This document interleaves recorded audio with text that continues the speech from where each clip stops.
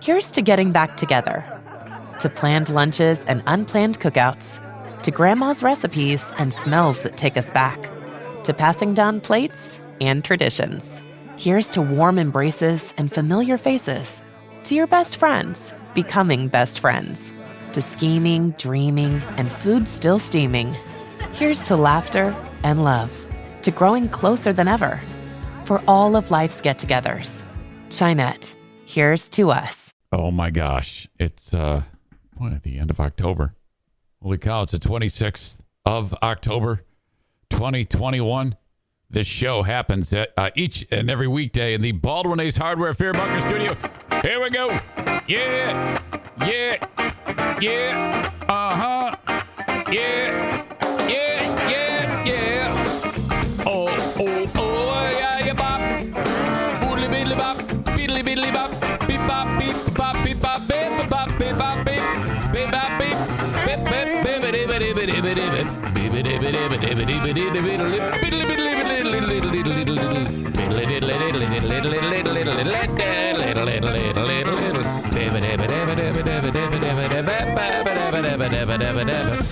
As Jimmy Stinson out of Portland, Maine, as wacky and nutty as he is, he can play some pretty mean guitar.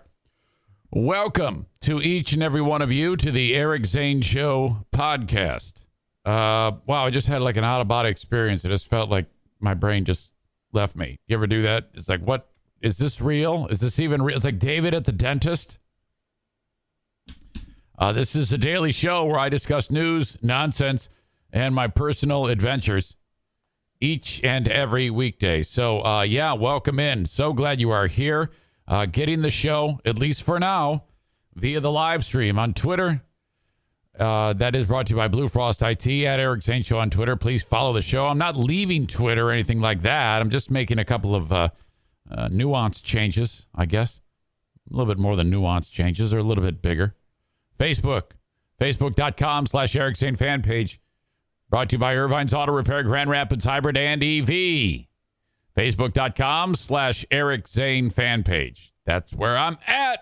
Go there, like it, follow it, all that stuff. And then, of course, on the almighty YouTube, brought to you by Frank the Tank Fuss, the licensed independent insurance broker/agent, My Policy Shop Insurance, who, boy, had an experience with Frank yesterday.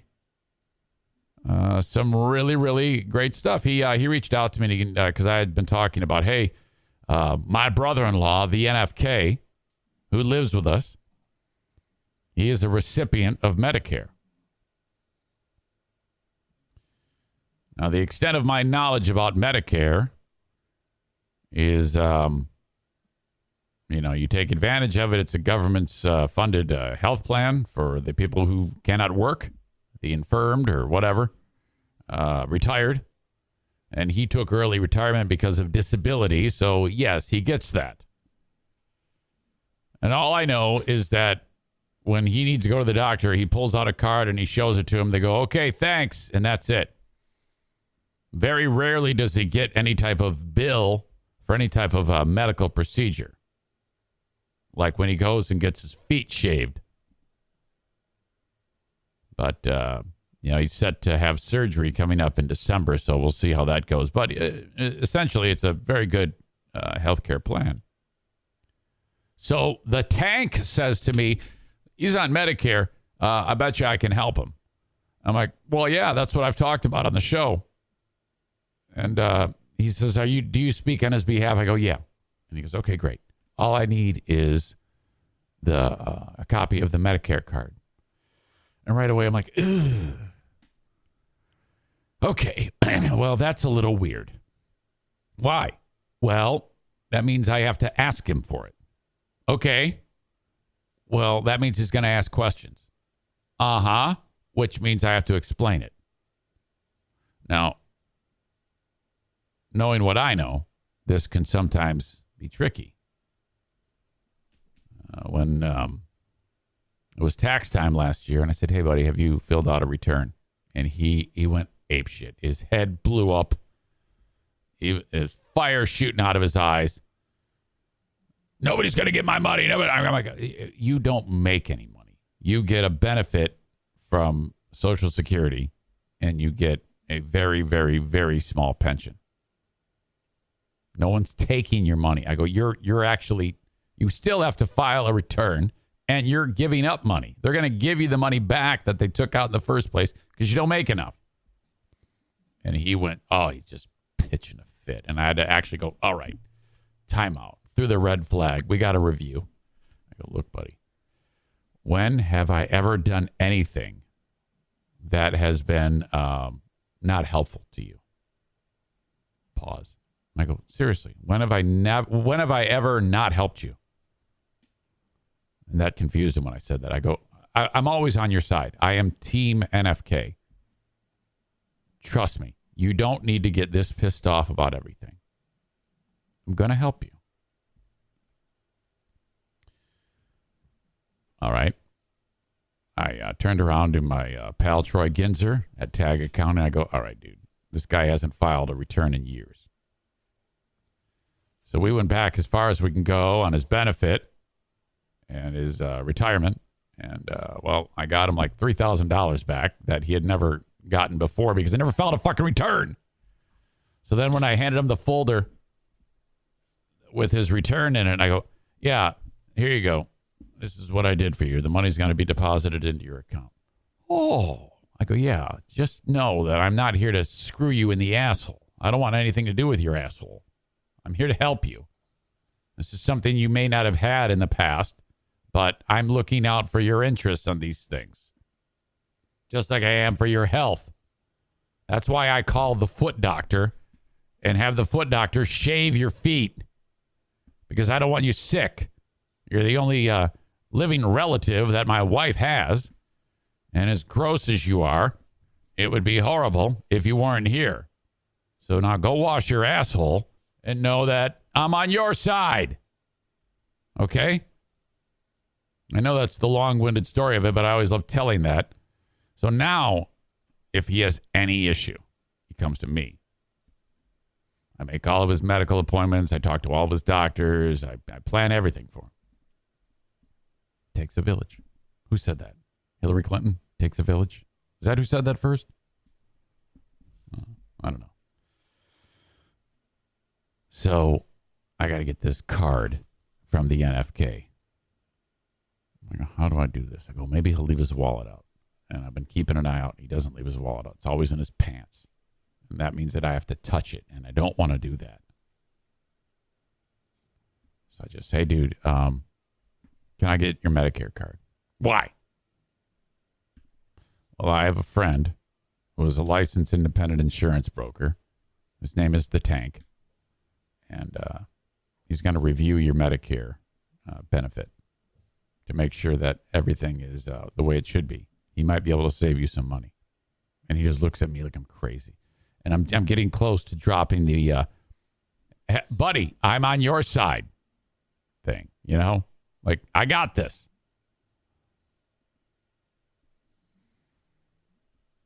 He carefully gets out the wallet.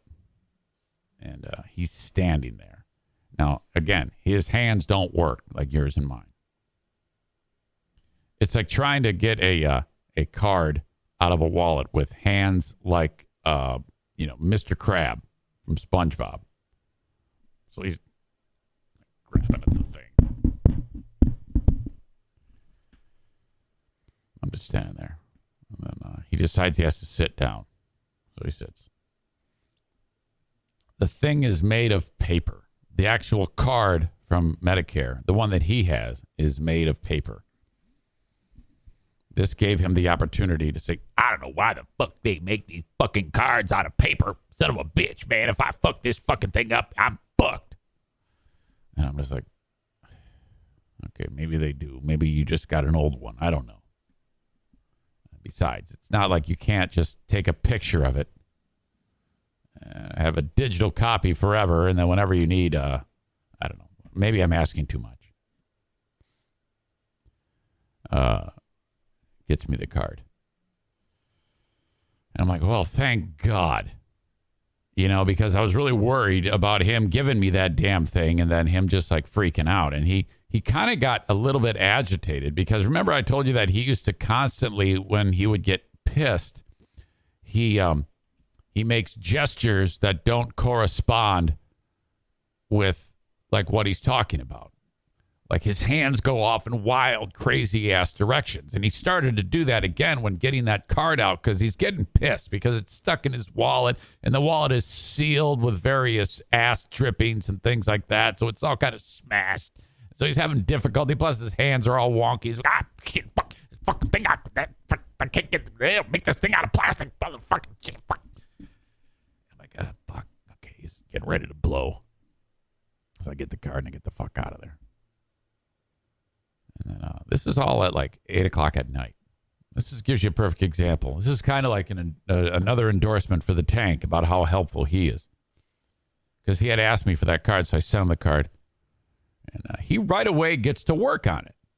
So without getting to the intricacies of what he's doing, we come to find out that Frank can save him over $800 a year. Now, and on his insurance premiums, because I don't know. I go, well, how? I go, well, he doesn't get a bill every year for the premium. I mean, what do you mean he's saving money? And he goes, well, you don't understand, Eric. It comes right out of his Social Security check when he gets his check. They just take the money out, pay for his part, just like any other insurance policy. And then the government pays for the rest. But I can get him this, and that. So it's a huge savings of cash, like $800 on the premium plus the prescription is much cheaper now. So Frank has done his job, exactly what he's supposed to do. So that made me very happy. But then I am faced with the specter of I have to explain this to him at some point. And that can be tricky based on what I just talked to you about. So I'm thinking about just not saying anything. Ever. And, of course, he'll get a new insurance card, though, probably a plastic one, which will make him happy. But now I'm like, boy. So, yeah, it's usually some type of a chess game that you have to do with this guy. But, all right. That all happened last night. Thank you, Frank. While watching TV, the NFK is doing something very peculiar lately.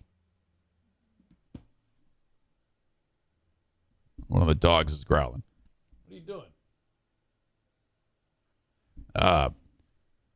And that is talking to the TV. So, and it happened yesterday. And it's happened a lot. It's been happening more and more. Journey into the mind of my brother-in-law, and now I couldn't see the TV and I couldn't hear it, but this was the conversation that I heard. This is what I heard him saying, and I looked over at him, and Diana saw it too and heard it too. But while this is going on, dude is talking with his hands. He's like, oh. So his hands are moving in all sorts of directions while he's talking, and this is what we heard. You better get the fuck out of there.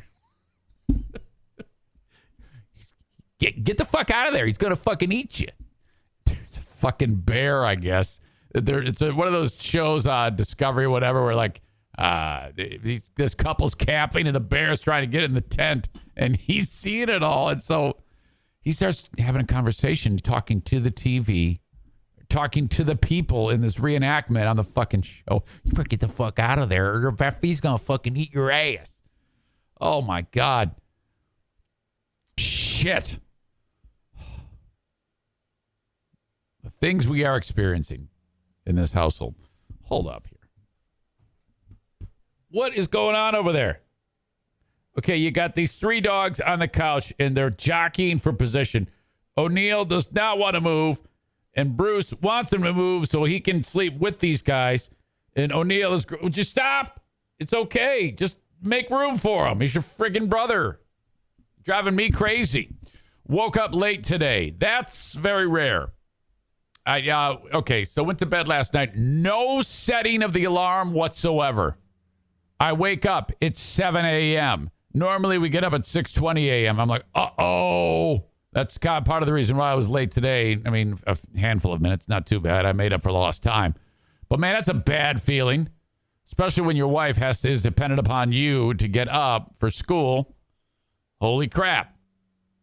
All right, so no big deal. Made up for lost time.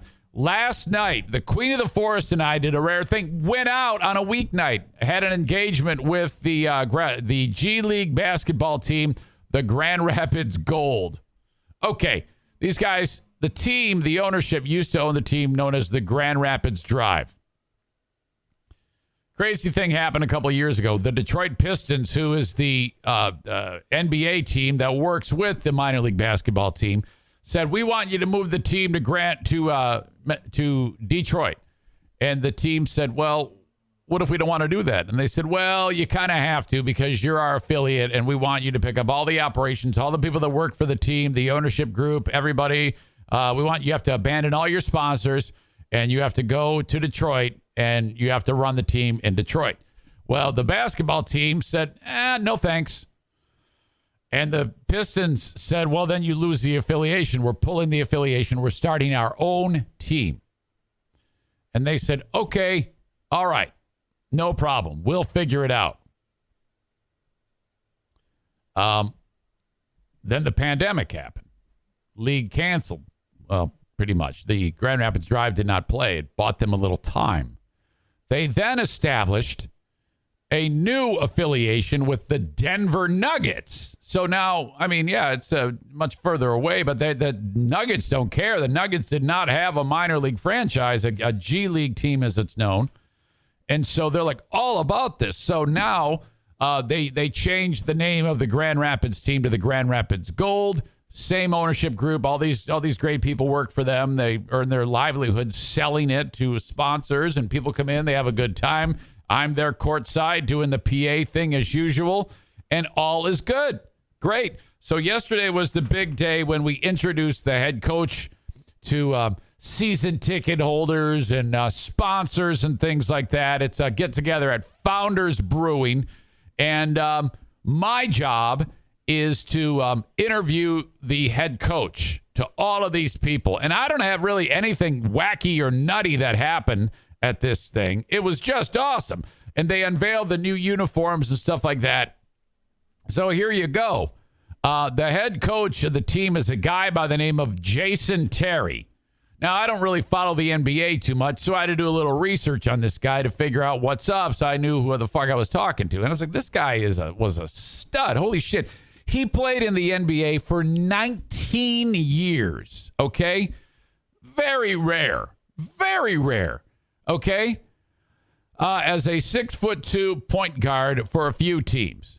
On the 2011 Dallas Mavericks team that beat the Miami Heat in the NBA Finals, he was on that team. He won an NBA championship with Dirk Nowitzki and all the rest of that crew back then in 2011.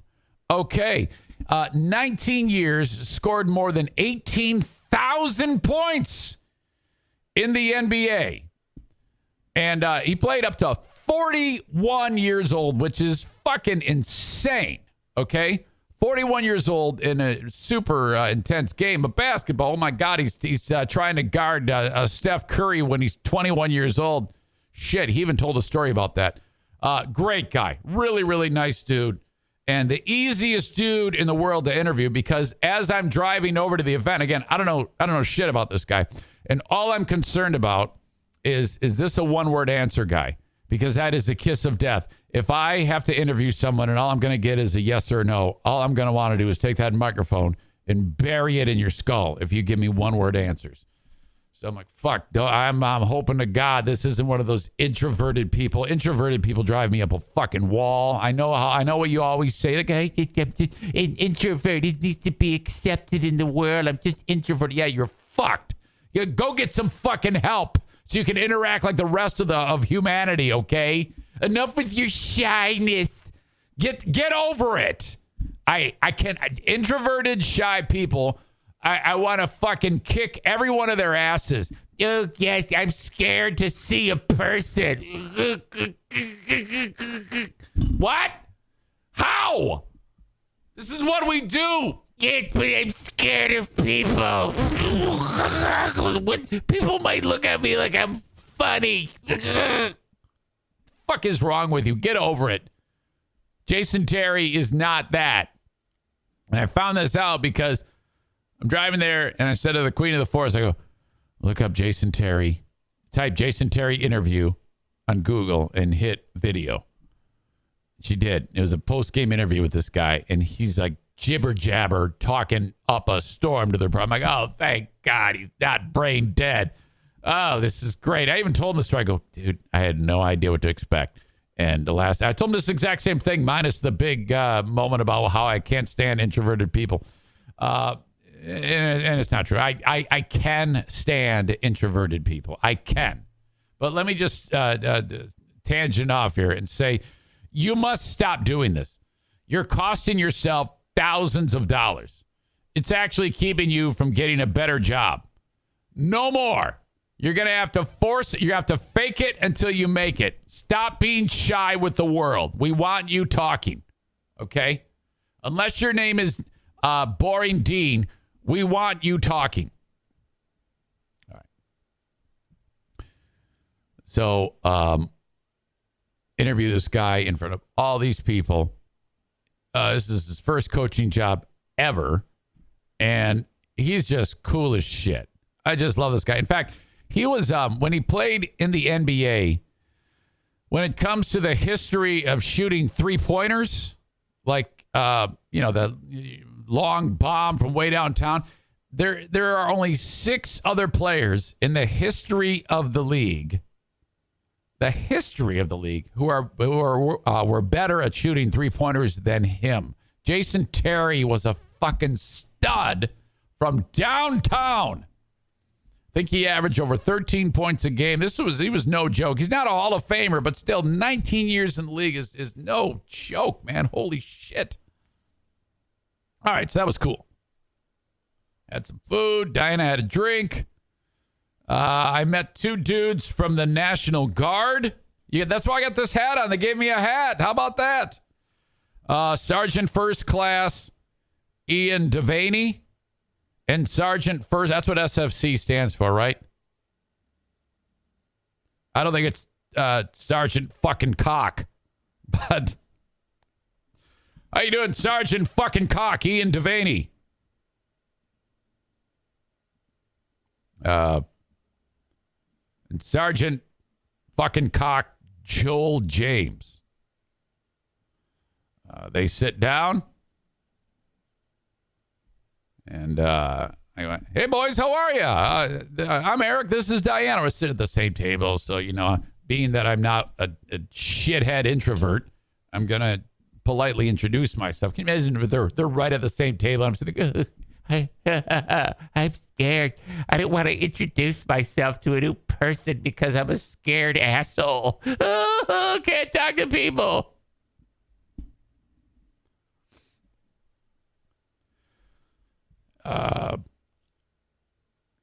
Sergeant fucking Cock Joel James, and right away he goes, hey, love the show. I go, oh my God, that's great. Now that's always extra special for me because when you're a ham and egger like I am, you're dealing with less chance of people listening, but not the case here.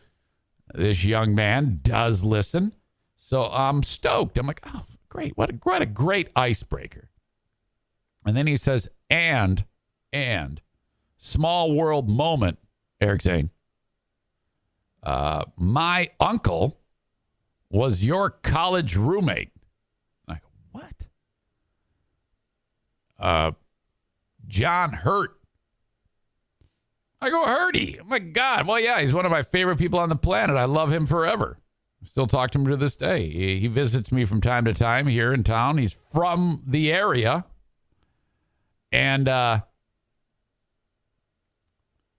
go, well, that is so cool. He goes, and I go, so when we were in college just getting to know each other, you were probably like 1 year old. He goes, yeah, that's about right. I go, holy shit. So that was cool. Took a picture of me and Sergeant fucking Cock Joel James. I'm sorry, Sergeant First Class. Took a picture, sent it off to Hurty. Side note, Hurty, growing up, his dad in the area here was a dentist, Dr. Hurt. I've told this story before. And he had practiced for years. He's retired now, Dr. Hurt in West Michigan. Well, in 2021, you cannot, I know this from a story that my college roommate told me. You cannot be a dentist named Dr. Hurt. Back when his dad was a dentist, minus Google reviews, it was possible. Not so now, because he got all the education to be a dentist, and then it came time to go out and do dentist stuff, and all of a sudden, he puts a sign out, hey, welcome, I'm open for business. Nobody's calling him. Huge setback, because his name is Dr. Hurty. So that was like legit. He had to go and actually change his name legally to Hurst. One letter made the difference, and he's been able to recoup that, and everything is fine. But people are people wouldn't do it. They wouldn't. So anyway, I'm talking with Sergeant First Class James and talking with Sergeant First Class Ian Devaney. And these guys, I go, well, it's funny because up at Fear Bunker North, where you train, my property is butted up against to the artillery range. They go, what? I go, yeah, range 40. I am right there. I am within, I'm very close to where the ordnances are exploding when you guys are doing maneuvers at whatever god-awful time of the day or night. And they're like, no shit. Oh my God. Yeah, that's our place. That's exactly what we do. We blow shit up. I go, yeah, boy, I know. So then I go, look, so you're here because you're a sponsor. You tried, ultimately, these two guys, like Sergeant First Class Devaney is the recruiting and retention non-commissioned officer. Sergeant First Class James is the military career counselor. So these two are trying to get your kids to join the National Guard. And I go, yeah, I don't have a ton of listeners that are of age to join the National Guard. But I've got a ton of listeners whose kids are or will be of age. And you should market yourselves on my podcast, because they're there because they're marketing. They market with the drive. Like, they show up at the games. You bring the pull-up bar. You have the kids do the pull-ups. Hey, you're strong. You could be in the Army National Guard. Here you go. You should call me. I'm Sergeant First Class Devaney. And then the next thing you know, people are joining the Guard. And what is it? 1 week in a month, 1 week a year, Tuesdays, Mondays, every fifth year of the sixth holiday of the even numbers or something like that. You go, you show up at Fear Bunker North. So I go, all right, buddy, this is what I'm going to do. I'm going to send you everything you need to know about this podcast. You guys should be marketing in this podcast. Really? Well, yeah, you should. Why not? My God, it's freaking dirt cheap and everybody listens to it. So why wouldn't you? Plus, you can be on the podcast with me. We can talk about your uncle who's got the weird last name for a dentist. So that was cool. Good to meet them. Thank you for the coffee mug. Thank you for that's what you do. When it comes to like swag, they got to entice you with gear. So the National Guard gives you a hat like this with a nice logo, which, by the way, I needed a new hat. Thank you. They give you the coffee mug. They give you the insulated travel mug. They give you the lanyard that you put your keys on, and then a couple cards. So I'm like, now, I don't think I am the right stuff for the National Guard. I don't think they would take me with my physical inability and the fact that I'm old, but I'd love to talk about the National Guard. Not helping is Terry, who writes, the National Guard are a bunch of memards. What the fuck is wrong with you? Zane, is that the roommate who said, it's in your paws, E? No. This is a white dude. Megan says they give her mother was a sergeant first class. Also, they give the high school kids hats to get them to enroll, so you're solid military bait. Stevie says, my hubby used to go to Dr. Hurt. Oh, my God. All right. Kent, drop the E, add a U, adds, if he was good at dad jokes, his practice would have been named 230. God, shut up. Shut the hell up. All right. Dean says, Eric, didn't you get called? Okay. I'm glad you brought this up, Dean. High school Eric. Doing high school things. The Marine recruiter is in the school. Most schools have this, where the military liaison will kind of assess the young men and women. Back then, I think it might have just been men. I don't even know. I don't think so. I think men and women, even back in 1988, could definitely participate. But and Kyle says, "Oh my God, I love this story. This is a great, great story." So as I remember this, I remember that the Marines show up and they speak to the young people about joining the Marines. Now, I don't know this at the time, but they've made an assessment of every potential candidate. In this case, all of the young men. And I also know that Fred Eckert, there was the Eckert twins, Fred and Ray Eckert. Fred has committed to the Marines already. He will finish high school and he will join the Marines. So he knows these recruiters on a first name basis. And, unbeknownst to me, Fred has seen the assessment of every male student at Cousin O Senior High School in Warren, Michigan. I know Fred because he's on the cross-country team with me. So it's not like I don't know the guy. He'll do anything to bust my balls as I would do the same thing to bust his balls. So Fred sees the list of all the young men that the Marines have an assessment for because he knows the recruiter. And he sees what they wrote about me, and he's like, oh. His eyes light up like saucers. He grabs the document, makes a photocopy of it, and then now it's in his possession. And the next stage of the story is when I'm in the hall by my locker, and I hear, Zaitunian! Zaitunian! Oh, my God, you got to see this! And I go, hey, Fred, what's going on? And he says, wait till you see what the Marine recruiter thinks about you. And you see, Tom Vandermeer, A+, stud, a great kid, tons of potential. We'd be lucky to have him. Dan Donovan would make a great Marine. And then you scroll to Eric Zaitunian, which is my actual last name. Eric Zaitunian. 2 words, swear to God. My heart sunk as I hear Fred Eckert laughing in my face as I read the words, major pussy. Oh my God. Fucking shit. Oh, devastating. Fatality. Oh my God. You know, kids, they're that age. They're an absolute mess to begin with.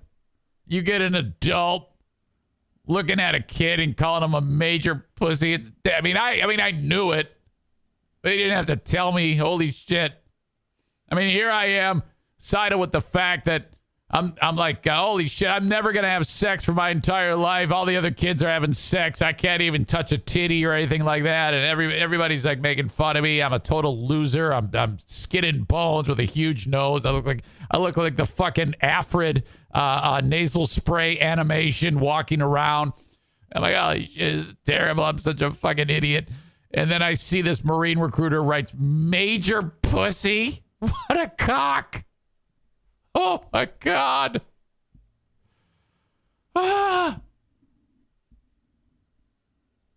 Patriot Nick says maybe it was a prediction about how much poon you'd get. I don't think so, man. I don't think so. I remember just feeling that real lonely feeling you get. And he's laughing right in my face. Fucking Fred. Right. So that was the extent of my interaction with the United States Marine Corps. Fucking idiots. All right. Thank you for bringing that up, Dean. You see, that's why I look at the comments, Brian. We went off on a wonderful tangent because of some well-timed thoughts there. As much as I hate giving credit to boring Dean, you improved the show today with that jogging of my memory. I would not have thought of that. So again, just to be sure, day 3 of the Go Fuck Yourself tour to Bleeding Heart Brian. In all of my years of doing this, I have never gone on a longer Go Fuck Yourself tour. So that's saying something. I hope you are proud of yourself, you asshole. All right. My journey to obesity is continuing. I really need to do something about this because remember I talked to you about how when I was going through the process of giving up the kidney, I still had 2. I think very seriously, I said, there's no way I can get diabetes. If I get diabetes with one kidney, that's a bad deal, and it runs in my family. I don't have diabetes, but I'm starting to think that if I'm not careful, I'm going to eat myself right into it. This is serious shit. That will kill you. My dad has it. My brother has it, but he's kind of turned it around with his diet and choices and things he eats and walking and stuff like that. And he didn't have it like my dad. Like my dad is a full on, before he eats, got to get a shot. My brother Jim, that has not happened. My mom was pre-diabetic, so I am kind of genetically supposed to get this. I haven't yet. Now, the doc said, Eric, as long as you keep running marathons, half marathons, you won't have any problem. Well, guess what? I'm not doing that shit anymore. Fuck it. What does Mike Ball do? As I'm eating my 3rd bowl of Captain Crunch berries on Saturday, there's a knock on the door. The dogs go ape shit. I look, and there's this bald fuck at my door. I turn around, I see him through the glass, I give him the finger because I know what's about to happen. Open up the door. Dogs are trying to bite him. I'm like, come on in. Let him bite you. Come on in, you sick fuck. I can see what's in his hand. He's got 4 boxes of Little Debbie snacks, including my all-time favorite, the strawberry shortcake, these new pumpkin face cookie deals with this type of pumpkin jizz inside of it, and these autumn fall cakes, and which is the same thing as the other cakes, just a different brand on it or a different name of it. Ridiculous. I go, I hate you. Get the fuck out of here. Oh my God. I turn around, walk over to the island, rip them open, get right to it. All right. That is part of the journey to fat. Mike Ball is deliberately trying to kill me. That's exactly what he's trying to do. Last night, same thing. It's like if I'm not eating a fried chicken sandwich, I'm eating something sugary. Blueberry cereal for dinner. What? Come on, man. I talked about this on the Patreon yesterday. The stupid monster cereals. They only bring them out about this time of the year. And they're really not that great. They're just not sweet enough, in my opinion. Yesterday on the Patreon, we broke this down a little bit. We hardly knew you, Fruit Brute. Count Chocula, Frankenberry, Blueberry. Last night, it was Blueberry. All right? They came out with Fruit Brute at about the same time. All right. 1972. This is true. Frankenberry included an indigestible pigment that would turn anyone, well, it says children's feces pink. Well, they took it out. And I'm like, why? No, that's a reason to buy it. Fruit Brute was just, okay.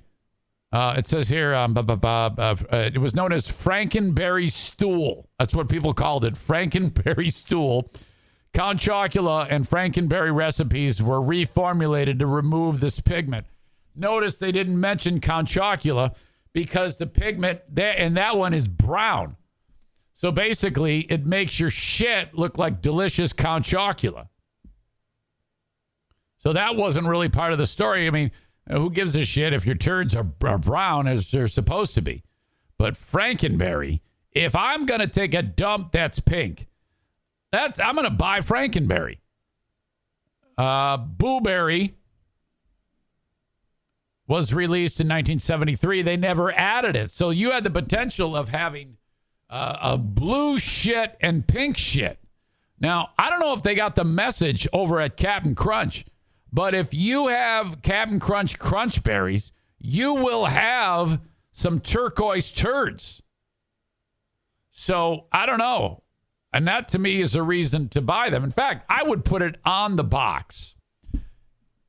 Frankenberry. Delicious multi-grain sugar cereal with marshmallows and will make your shits pink.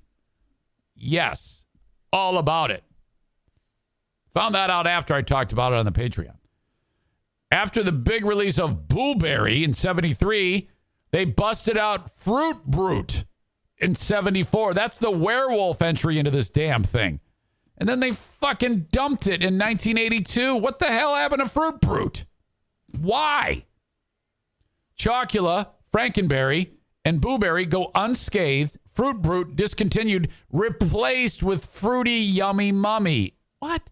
That didn't catch on either. Canceled in 1992, you assholes. And they only bring these out 3 months out of the year. This year, they've announced the Monster Mash. Of course!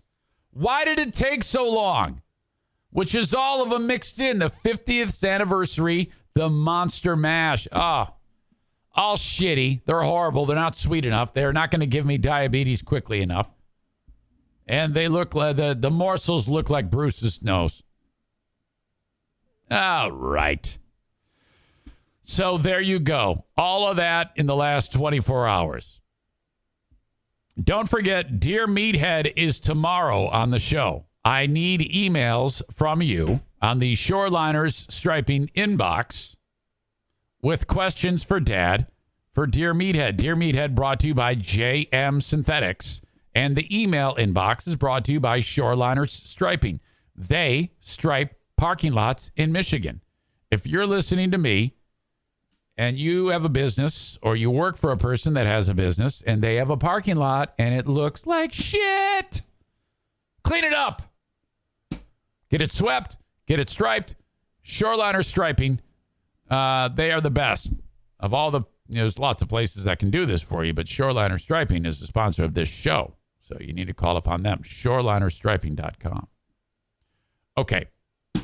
Thank you to Dr. Jim Barry for signing up for a 1-year all-audio podcast Tier 1 Patreon yesterday. He used the 10% off for the yearly. Cost him $54. Thank you, Doc. Patreon.com/Eric Zane. P as in Paul, ATREON. Patreon.com/Eric Zane. Eric Zane's all one word. You'll get a look at what I do, all of the content I put up there on Patreon. If you like the daily podcast, a couple hours I do doing the show every single day. You're like, oh, God, well, I'd love to hear some more. What is he doing on there? I do a lot on there, including the Patreon Daily Bonus Podcast, the Smarter Than a Former Drug Dealer Trivia, which I'm thinking, since I did not inform Dale of this today, that we will play tomorrow, Adam the Odd. So I know I told you today, but I'm thinking, unless I can get Dale to do it today. Hang on. Hold that thought.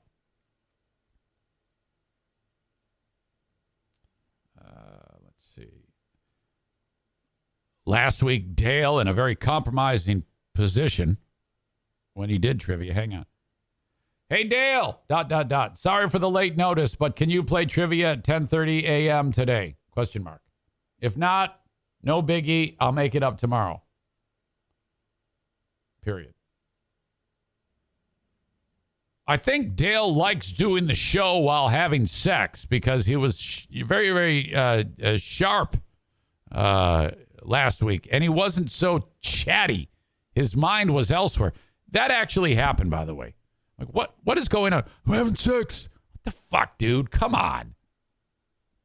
All right. That's all on my Patreon, plus Lost Zane recordings in Zane Asylum, 2-hour music-driven radio show on Northern Michigan's Q100. And then, of course, the Ben and Eric Patreon podcast, which happens again this week. All right. I mentioned Frank the Tank Fuss at My Policy Shop Insurance. This is free. So all that stuff that Frank did for me, for my brother-in-law, for Medicare, I don't have to pay for that. It's just his expertise. I would never have been able to do that. He saved me all that money, and all it took was me reaching out to him and saying, hey, can you do this? That's what he does. If it's insurance-related, you need this guy. I am not even kidding. You think, oh, what do I care? Yeah, every year you got to re-enroll, whether it's Medicare, whether it's insurance in the marketplace, whether it's through your employer. You need Frank. This is free. Call or text 616-914-4070. 616-914-4070. He asks you a couple of questions. You answer them. Boom. That's it. He does all the heavy lifting for you. You can also go to this website, buyinsurancehere.com and fill out the form. That's it. Kyle T wrote, yeah, I must have got it must have resonated because typically I bounce through the ads, Zane, which is a horrible plan. Don't bounce through the ads, you jackasses. Holy fuck. Just let it roll, okay? Something funny's going to happen one of these times in these ads, and it does happen from time to time. You don't want to miss that shit. But I snuck one by the goalie, and mypolicyshop.com was presented to him finally. He gets his insurance from the marketplace, so the tank is helping him. All right. Thank you to Frank the Tank Fuss from My Policy Shop Insurance. No matter where you are in the U.S., reach out to Frank. There are some places he can't help you because he's not licensed, but he's got an army of people in every state, and that can be a thing. All right.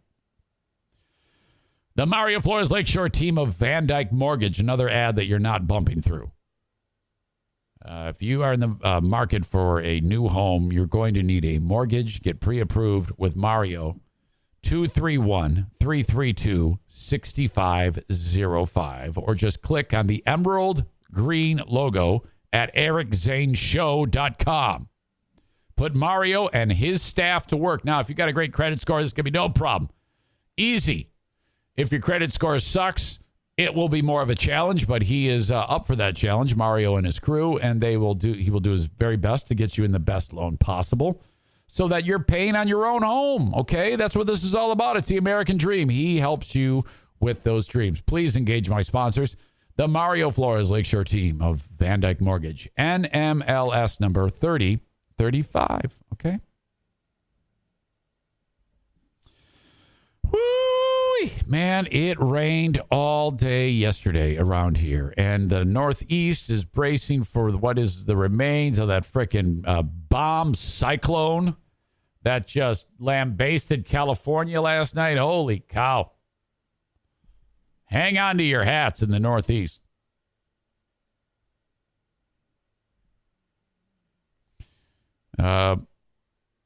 Richard Francisco, the art of Richard Francisco, found at Enriched Art on Facebook,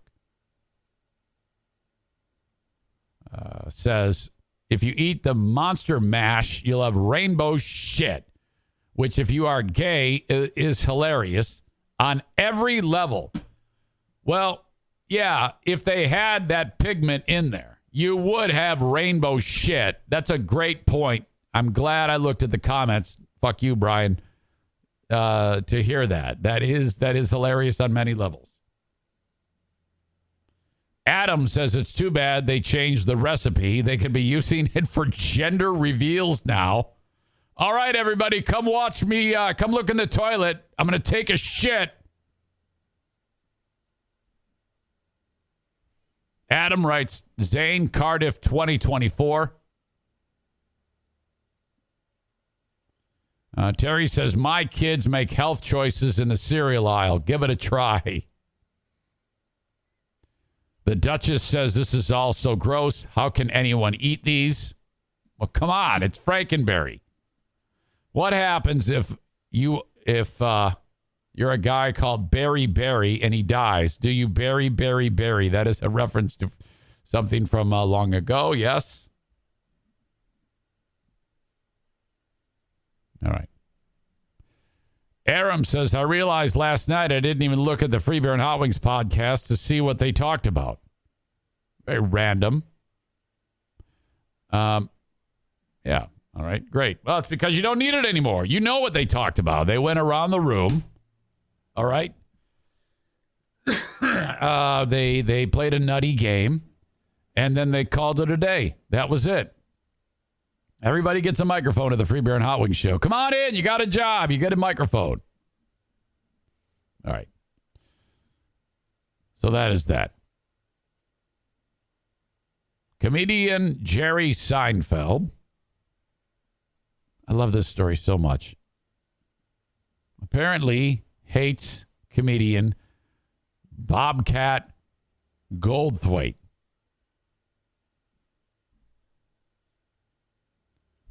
You have to know these two. If you don't, what the fuck? Bobcat's the guy that was in the Police Academy movies.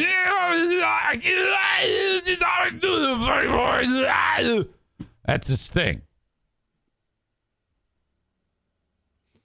And you walk up to Bobcat when he's not performing. He's just going to talk to you like a normal human being. Now, I have nothing against either of these people. Both, been famous in their line of work. Some would argue Jerry Seinfeld, one of the most famous comedians or actors of all time. A lot of people say he's a jerk. I don't know. I mean, obviously, I don't know anything. I don't want to judge the guy as being a jerk, and I've never met him. I mean, that's never stopped me before, but I'm not gonna do that with Jerry Seinfeld for some reason. Seinfeld hates Bobcat Goldthwait. And this article says, why does Jerry Seinfeld hate Bobcat Goldthwait so much? I just found this to be hilarious. It's according to the article, they've had a beef for decades. Jerry detailed it in an episode of the show Comedians in Cars Getting Coffee, which I think is a fun watch, just hearing two people talk shop in an off-the-cuff conversation. The episode released last week co-stars a person named Bridget Everett. I guess she is, indicates as a raunchy cabaret performer. No idea. She's appeared in movies and TV shows like Inside Amy Schumer, Patty Cakes, and Lady Dynamite. No clue. Doesn't matter. Over coffee, this Bridget Everett brings up Bobcat Goldthwait, saying she's good friends with him. In the episode, they bleep out the name. But because of the way Bobcat Goldthwait, the name is how you enunciate it, you could very easily tell through lip reading that she said Bobcat Goldthwait. And they didn't blur the mouth or anything. So it was a very a passive way of informing the public that she mentioned that name. If they really wanted to keep his identity safe, they would have blurred the mouth, but no. So you got to do a little sleuthing in your own brain to figure out she's just said Bobcat Goldthwait. These two, Bridget Everett and Bobcat Goldthwait, are friends. As Bobcat directed her Amazon TV pilot, Love You More, in 2017, and cast her in last year's True TV series, Misfits and Monsters. Well, when she said Bobcat Goldthwait, Jerry would, he had this, he kind of cringed and winced. Oh, fuck. As soon as she said it. And then he immediately shifted from a humorous tone to bitterness and anger. And then he jumps into the conversation 1 second after she says his name. I don't like him at all, Seinfeld tells Everett. I had kind of forgotten about him. And then there was a little article about him in the paper. I'm not going to do the Jerry Seinfeld voice. And even in that, there was a veiled reference to his dislike of what I did. It didn't have my name, of course. Seinfeld starts ranting for 2 straight minutes, a huge chunk of the 16-minute episode with several F-bombs. He used to rail against me because they weren't as wild and dangerous as he was. Because he sucked. Seinfeld continued. He wasn't funny, and that's why he didn't get anywhere. Because in comedy, nobody gives a fuck if you're cool. If you're lame, nobody gives a fuck if you're cool, if you're lame. If you're funny, you win. If you're not funny, you don't win. And he's not funny. That's why he had to do that stupid fucking voice. Because you have no fucking act, Seinfeld said. Everett laughs while covering her head in embarrassment. She told Seinfeld she felt tense and stressed, but he continued roasting Bobcat. That's why he didn't like me, because I could actually do it. I can do it. I can do comedy. He can't, Seinfeld said. Stupid fucking Bobcat. You're not scary or dangerous. You're just weak on stage. You're a weak act. I love him, Bridget Everett responded. You can love him. He's going to need the love because he's not going to get it from the public, Seinfeld said, laughing at Everett's reaction. This is so fucking ridiculous. It says it's unclear when their paths first crossed. They both have CNY connections. I don't know what that means. Comedy, New York? Oh. They're both stand-ups. They both appeared on many of the same TV shows, including The Tonight Show with Johnny Carson, Hollywood Squares, and Comic Relief. 57-year-old Goldthwait. I can't believe he's only 57. I would have said 70. Grew up in East Syracuse, attending Bishop Grimes High School with future SpongeBob SquarePants star Tom Kenny. Goldthwait first developed his stand-up comedy persona. Blah, blah, blah, blah, blah, blah. I don't need to go into that shit. Goldthwait's first breakout role as Zed in Police Academy 2 in 1985. I don't know why the fuck you would be so pissed off at Bobcat Goldthwait. It's unclear what newspaper article Seinfeld was referring to in his conversation with Everett, but Goldthwait famously criticized Seinfeld for dating a 17-year-old girl when Seinfeld was 38. All right, that's a point for Bobcat. I had no... all I know in this is that Jerry's super aggressive and hates his guts. That's not going to win me over. You can't just... point for Bobcat. I had forgotten all about dating. Jerry dated a 17-year-old girl. The fuck? Yeah, I think this line did it. Here is this creepy Scientologist guy dating teenage girls, which I don't care about one way or another. Goldthwait told a newspaper in 1995, what I find creepy is that people are convinced he lives in that apartment, and those are his wacky friends. They don't like each other. They're actors paid to pretend they like Jerry. He's a weirdo, but everybody thinks he's normal, and I'm weird. Goldthwait also criticized Seinfeld's 2002 movie Comedian, a documentary about the work that goes into being a stand-up. I don't know, man. Sitting around with a bunch of guys slaving over a new clapper joke. Excuse me. For God's sake, people are going to think all comics are crazy because here's a guy with $450 million bummed out because he can't get laughs at an improv. Goldthwait told the Baltimore Sun in '03, dude, if it bums you out, don't go on stage. You've got $450 million. You can pay these people to clap. Now that's funny. So that's probably why Jerry's pissed. You just look at the long, rich history of Bobcat kicking his ass. Seinfeld and Everett have not commented publicly on questions from fans, some of whom initially thought the bleeped out name was Andrew Dice Clay, Gilbert Gottfried, or Anthony Jeselnik. Jeselnik says he was hilarious, says he conducted his own investigation and learned it wasn't him.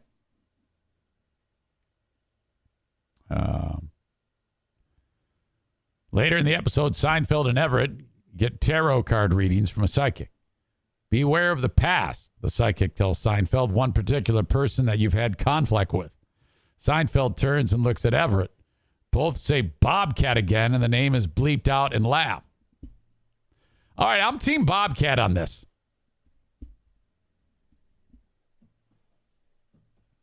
You can't go unscathed if you're dating a 17-year-old. Whatever happened to the relationship, by the way? That's what Jerry needs to be talking about. So you dated a 17-year-old girl. Has anybody? First, my first question would be: am I the first person to ever have the balls to look you in the face and ask you, what the fuck were you thinking when you started dating a 17-year-old child? You fucking scumbag. Aram writes, Eric interviewed Bobcat years ago. I have it in all the best of recordings. I do not recall. No, I do recall because Shakes the Clown, I think that was brought up. But until you said that, I did not remember that.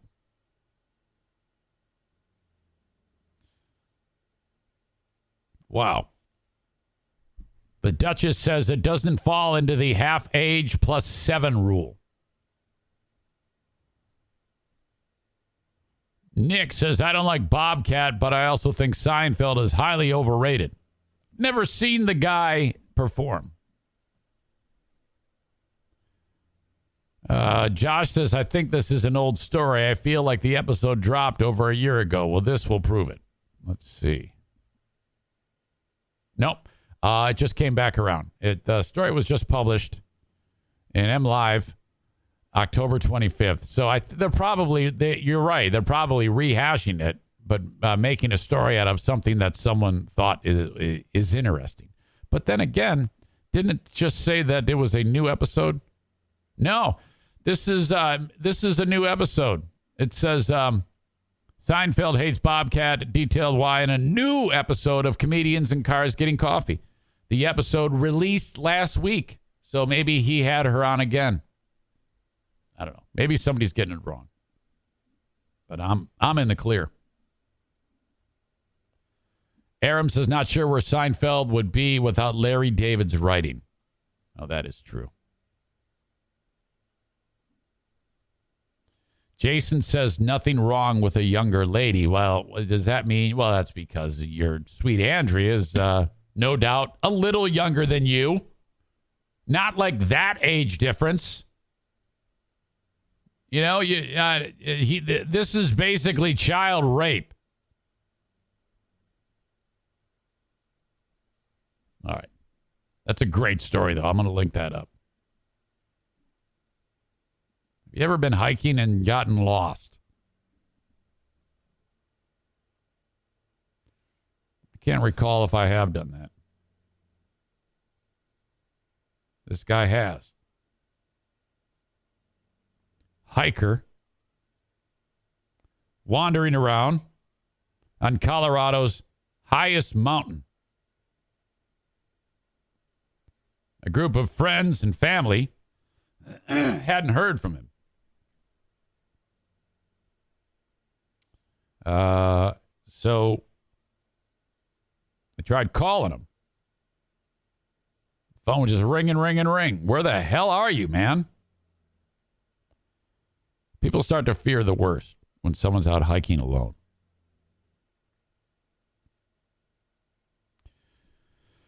So the folks organized a rescue party, as well as they should have.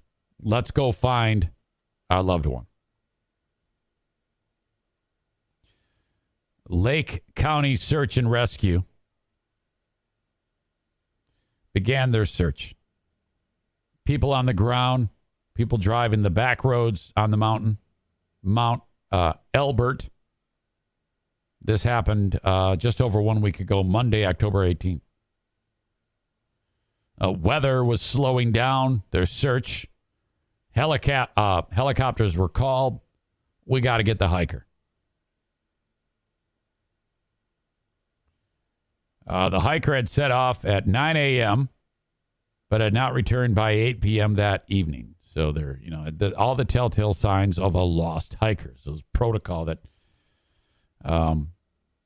after several attempts to contact him failed, they deployed all the high probability areas where searching that area, those areas. Failed to locate the missing hiker. Returned to the base 3 a.m.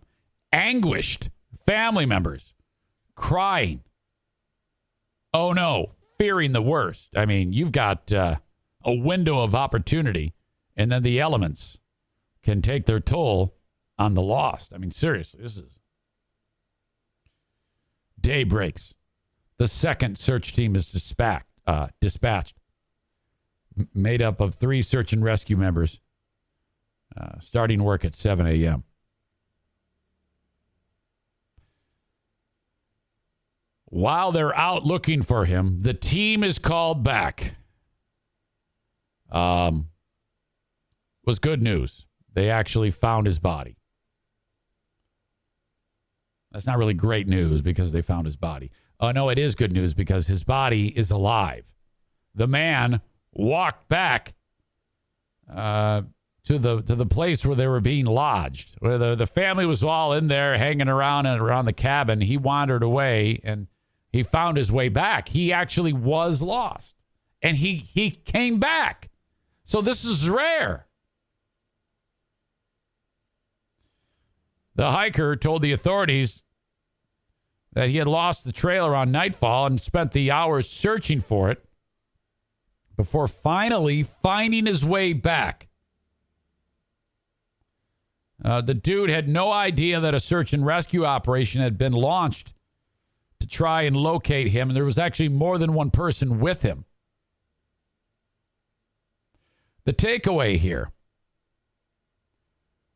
if you're lost and your fucking phone rings and it's a number that you don't recognize, pick it up, because the number that you're not recognizing is the search crew looking for you. This asshole had cell service enough that when his phone would ring, it was a number he didn't recognize while he's lost, and it's people looking for him, and he kept ignoring the fucking call. What? What the fuck are you doing? Quote, one notable takeaway is that the subject ignored repeated phone calls from us because he didn't recognize the number, said Search and Rescue. If you're overdue according to your itinerary and you start getting repeated calls from an unknown number, please answer the phone. It may be a search and rescue crew trying to confirm that you are safe. A total of 32 and a half man hours were dedicated to the search. Surprisingly, Lake County Search and Rescue did offer up a defense of the hiker's actions. Please remember that what seems like common sense in hindsight is not obvious to a subject in the moment when they are lost and panicking. They said, well, yeah, you're thinking about fucking Blair Witch, you know? in Colorado, most folks who spend time outdoors have a good understanding of the search and rescue infrastructure that is there to help them. But this is not the case nationwide. What they're saying is people are basically stupid. Okay, most people are dumb shits. None of you, of course, except the ones that don't get vaccinated. But that's neither here nor there. Zane, quit saying we're stupid because we're not getting vaccinated. We're fucking freedom fighters. Sorry, just kidding. It's a joke, as far as you know.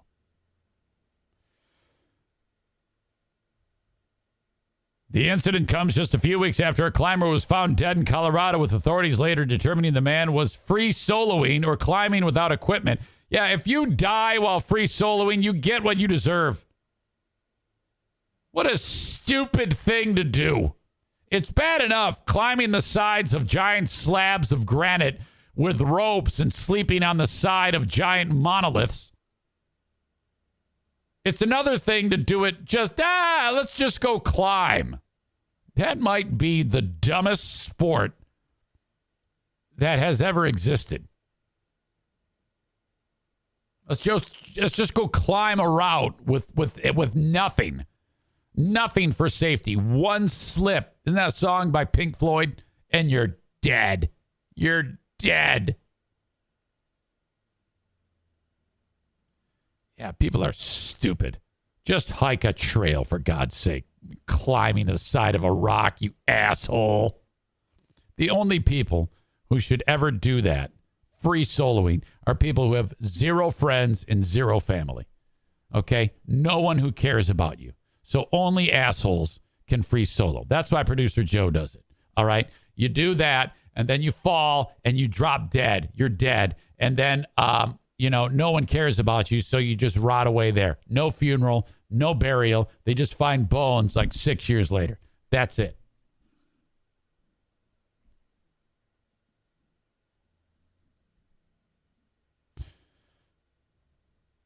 Kyle says he probably thought it was a spam call. He didn't need a new warranty for his vehicle. It's still ridiculous. And Corey says, random Joe slam. Well, that's how I roll. It happens.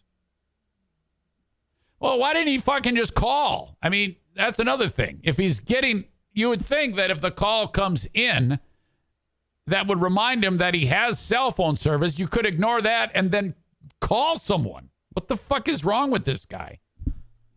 I kind of hope he should have went fucking free soloing and hopefully died. Jesus. All right. Thank you to Full House Comedy for, first of all, for doing comedy, for actually having something that people can do, going out and checking out shows. Thank you to Full House Comedy. They've got a number of upcoming events. Coming up on Thursday of this week, Rodney Norman is at the Park Theater for 2 shows. Friday, Rockford Lanes. You can check out Rodney Norman. And then on Saturday at Back Alley Comedy Club in Muskegon, Rodney Norman. The following week, November 5th, Michael Winslow. Guy who does sound effects with his mouth. We just mentioned Police Academy. Wasn't he in the Police Academy movies with Bobcat? I think he was. He is November 5th at Back Alley Comedy Club and November 6th at the Park Theater. All of these shows, and they have a lot of shows, all throughout the upcoming months, can be found at fullhousecomedy.com. Very cool.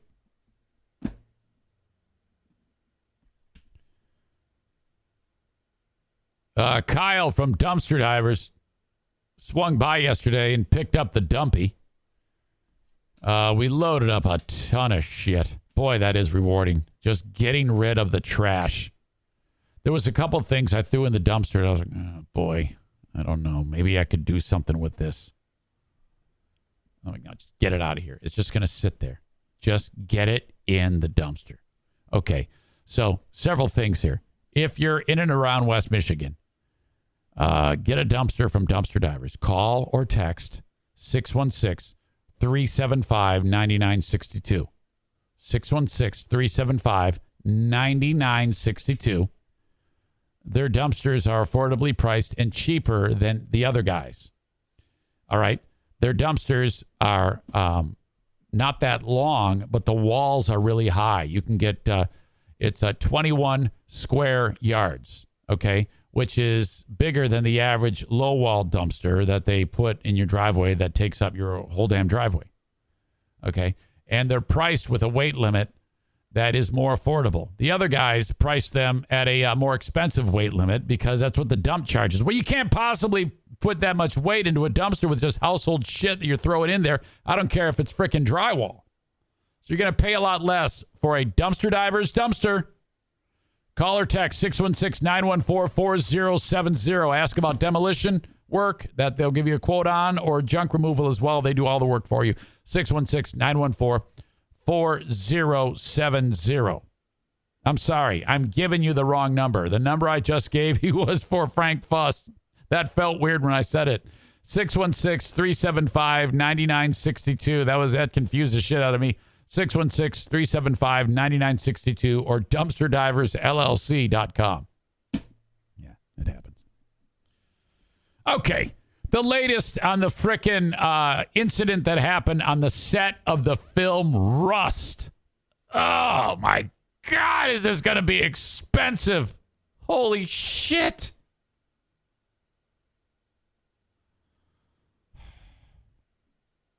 So many questions lingering about the safety protocols on the set of this film. And by the way, we still have an army of people that are like, Alec Baldwin, fuck him. Karma for Alec Baldwin. What? What are you talking about? Yeah, man, he's anti-gun, so fuck that guy. Look, I'm anti-free beer, but if free beer accidentally killed someone, I'm not going to go, karma. You know, that's horrible. Yeah, I'm not going to ever go hang out with the guy or even fucking shake his fucking hand. But at the end of the day, that's a terrible story. Stay the fuck away. You cannot look at Alec Baldwin and go, get karma. You idiot. Yeah, you killed someone, so you deserve to feel bad because you don't like guns. That might be the dumbest fucking take I've ever heard. You ought to be ashamed of yourselves, you fucking morons. Baldwin killed a cinematographer with a prop gun. We all know that. He was told, hey, this is a safe gun. It's not. It wasn't. It's just a mystery because a lot of the people that work in the film industry are like, yeah, we just cannot figure out how in the world this happened. People, they're using the word baffled by the circumstances. How this could have happened. For this article, they turned to a guy named Jeffrey Wright. Now, he is a dude who works, behind the scenes with the various stage hands and these sets. For the James Bond franchise. And for the upcoming movie called The Batman, which I did not know was a thing. There's a movie coming, and there's what is this, like a redo or something like that? I don't know. This dude also was acting with a weapon on the set of Westworld when news broke of the shooting Thursday. Wait, or is this guy an actor? It says he was acting. Maybe he does both. I don't know. We were all pretty shocked, and it informed what we did from that moment on. He said it in an interview Sunday at the Newport Beach Film Festival. I don't recall. No, this guy's an actor. Sorry. I don't recall ever being handed a weapon that was not cleared in front of me. Like when you go to gun school with Steve Prince, whenever you like if someone says, hey, can I see your gun? Oh, okay. Yeah, sure. You would remove the magazine. And then while you would turn away and you would clear the chamber, the round comes out. You put the round in your pocket. Then you open up, you pull the slide back and engage it so that it stays back. And you hole, you look down where the bullet goes in or flies out, the casing flies out, and you see light going through from the back to the front, and you know that the barrel is clear, then it is safe to then hand the weapon off. I don't recall ever being handed a weapon that was not cleared in front of me, meaning chamber open, barrel shown to me, light flash inside the barrel to make sure that it's cleared, Wright said. Clearly, that was a mismanaged set. Oh, my God. Your Honor, Exhibit A in the $90 billion lawsuit. There you go. I just call on this expert right there. The shooting on the set of the film, of course, killed Helena Hutchins and wounded the director, Joel Souza. The gun was one of 3 that a firearms specialist or the armorer, that was a 24-year-old girl. This is only her second job. And she had said, oh, yeah, I don't even know if I'm ready for this. Had sat on a cart outside the building where a scene was being rehearsed. According to court records, Assistant Director Dave Halls grabbed a gun off a cart and handed it to Baldwin, indicating the weapon was safe by yelling cold gun. Court papers say, but it was loaded with live rounds. What the fuck? I cannot. Okay. They keep saying live rounds. I need to know. That's a very specific thing about what's going on here, because it wasn't like a live round that killed Brandon Lee. It was something that was obstructing. I don't know if it was what was in a previously spent blank round that was expelled out of the barrel when the next blank in the chamber was fired. I don't know. I think that's how that one happened, but they keep saying it had a live round, which means a projectile at the end of the casing.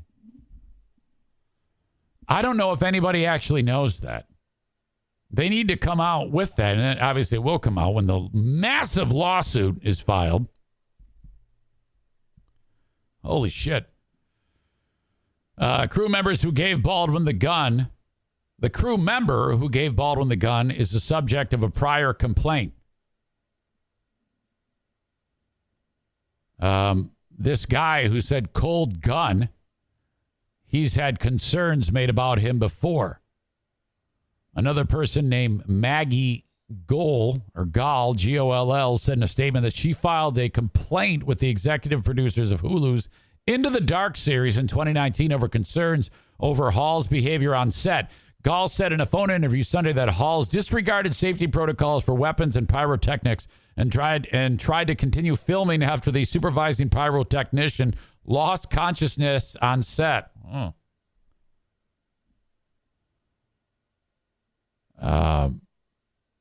So they're trying to lay blame on this already. Halls has not returned phone calls and email messages seeking comment. Rust Movie Productions has not answered repeated emails seeking comment. You know, everybody's lawyering up.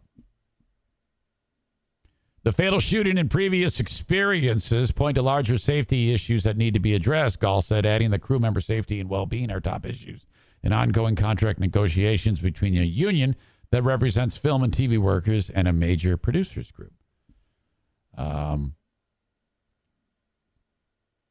Actor Rosanna Arquette joined many in Hollywood in calling for a move away from using real weapons, whether armed with blanks or bullets. I hope this wakes people up because there should be no live round anything ever on a movie. Well, you can use a real weapon if you really want to make sure that the authenticity is captured. But why would you slip on the protocol, and why in God's name would ever any live round be anywhere near a set? Actor Ray Liotta agreed with Wright that the checks on firearms are usually extensive. They always, that I know of, they check it so you can see, Ray Liotta said. They give it to the person you're pointing the gun at. They do it to the producer. They show whoever is there that it won't fire. Baldwin, who was the producer on Rust, met with Hutchins' husband and 9-year-old Saturday at a hotel. Yeah, I hope that hurt, Alec Baldwin. Fuck you. I'm a stupid, callous asshole. Where the actor had been staying during filming, Baldwin and Hutchins' husband can be seen embracing in a photo published by the New York Post. where the husband said, I'm going to sue your ass. It's coming.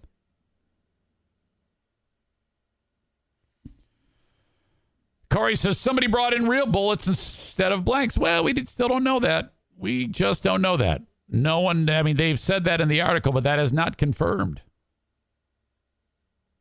There were 2 other negligent discharges on the set. Yes, we talked about that yesterday. Everyone, including Baldwin, should have been aware, yes, and verifying that the firearm was safe. It's pure negligence on everyone's part. Hard to argue that. My God.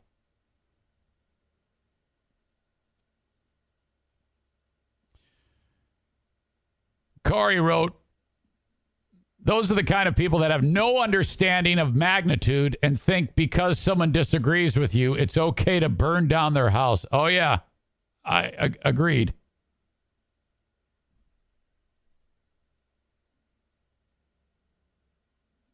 All right. This next story, I am really confused by, intrigued, and I need video to accompany it.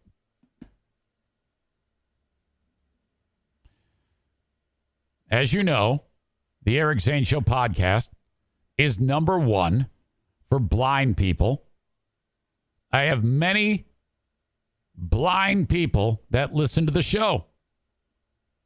Alan in Scotland, blind Tony,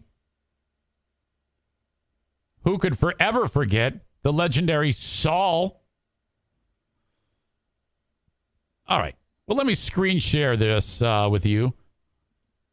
And you can experience what I experienced when you read the headline and see the picture. The person that you are about to see is 100% blind. He's wearing a pair of sunglasses. You know, sometimes it can be a little disconcerting for people that are interacting with you when the eyes, leak eye juice and they're all googly and green and a tree sap's flying out of them. Okay. So thank God for this kid. There you go. This is a sweet little young man by the name of Jason Bracey. The headline reads, meet the 15-year-old blind quarterback hoping to reach the NFL.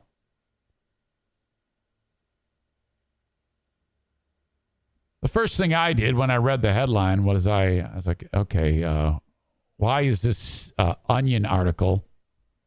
Why does it say CNN at the top of it? This is clearly the Onion, right? And so let's just get right to it. How? How in the world is this even possible?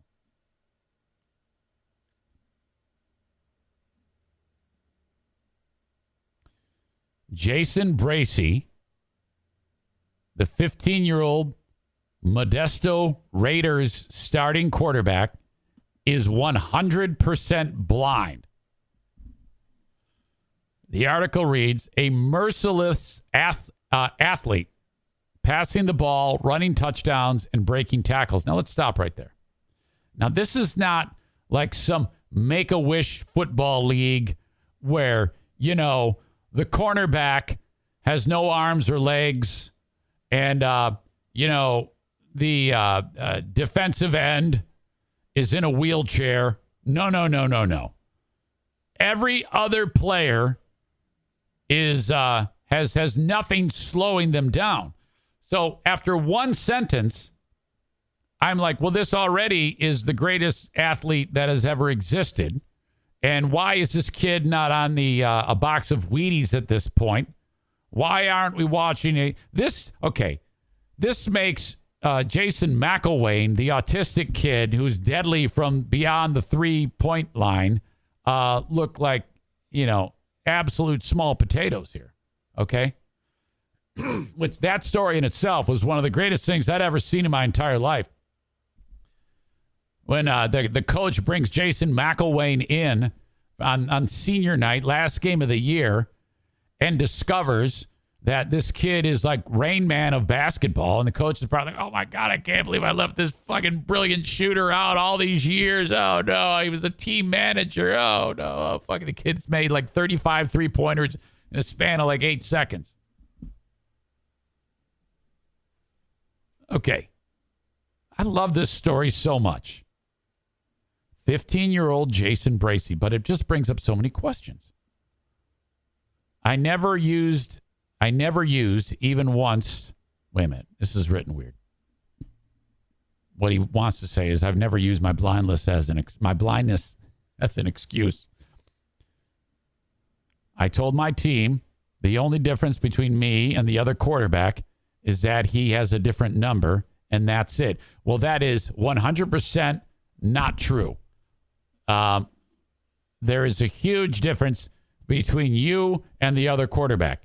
The other quarterback can see you and you cannot see him. So if we're going to be completely honest with each other here, I mean, you are successful. This kid is successful, and I don't know how, but you can't. I know you got to say the right thing and be positive, but you, in fact, there is a huge difference. You can't see cock. Excuse me.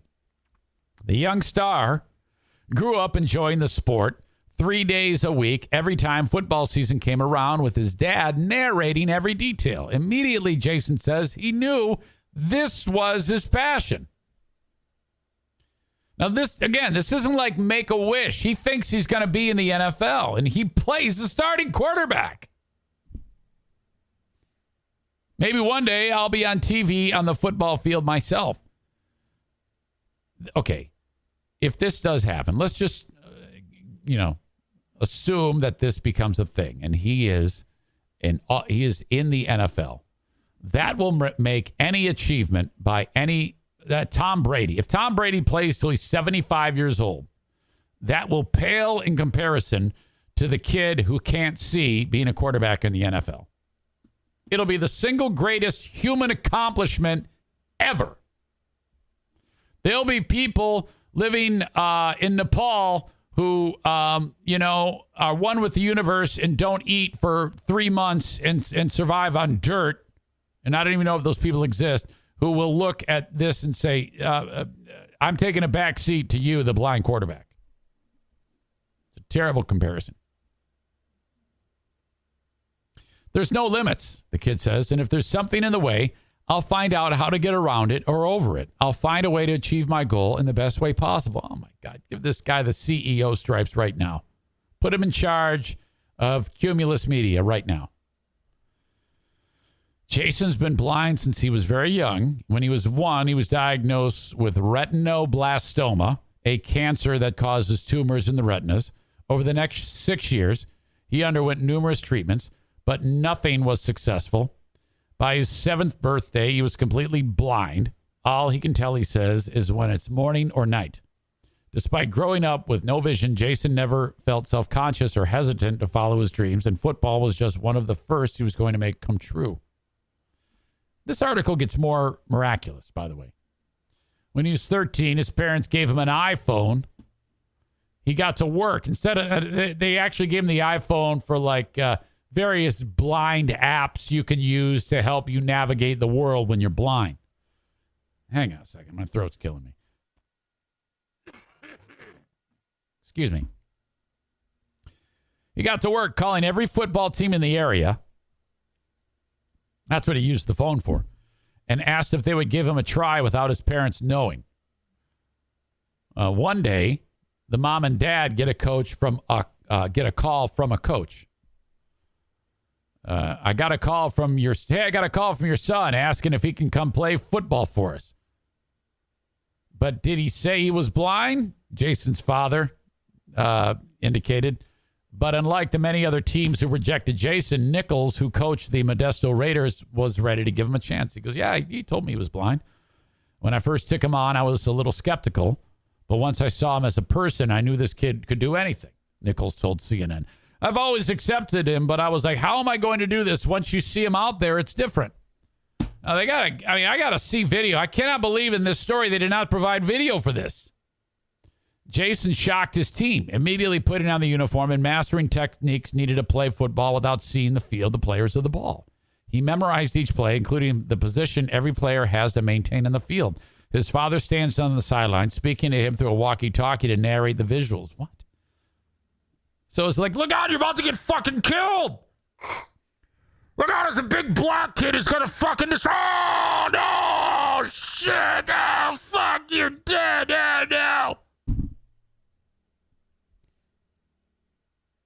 He knows where to be at, where to hand the ball off, where the kid's going to be at. He knows how to get the points.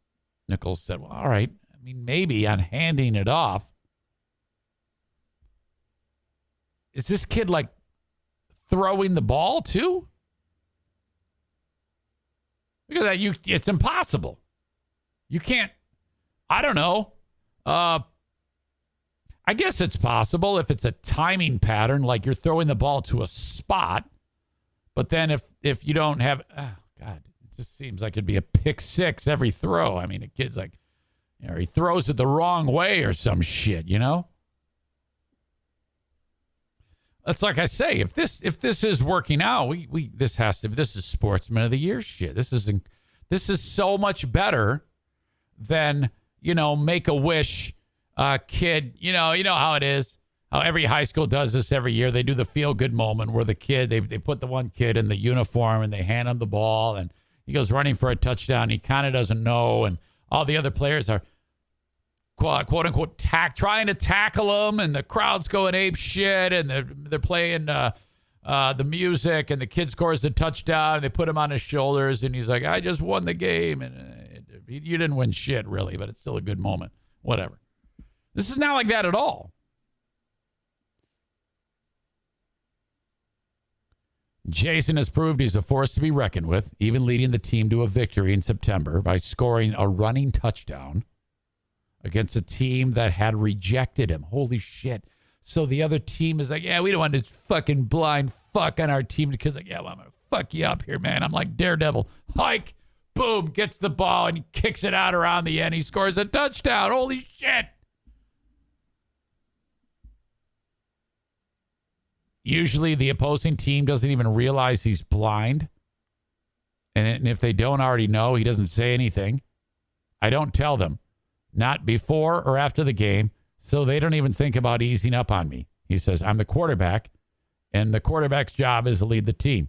I am the leader of the team. I am in control of this team. I lead them through good times and bad, no matter the situation I have to get us through. And I'm tough as iron. The 15-year-old. I'm going to play hard. This fucker. Holy shit. I'm a huge fan of this kid. Fuck everything else, man. He needs to run for president now. This guy is a born leader.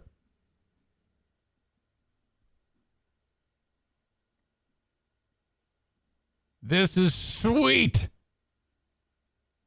Corey writes, fast forward, he's not really blind. He's lying.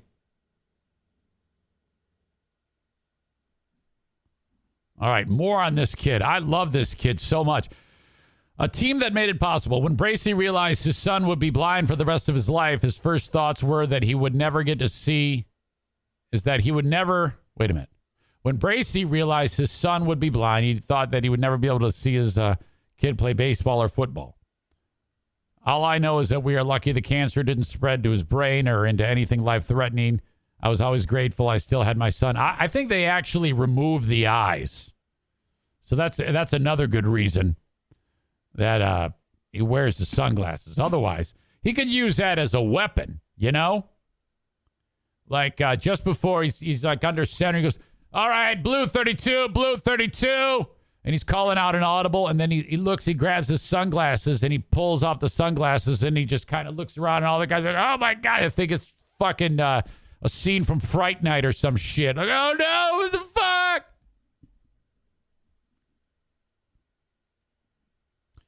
Football isn't the only thing Jason can do.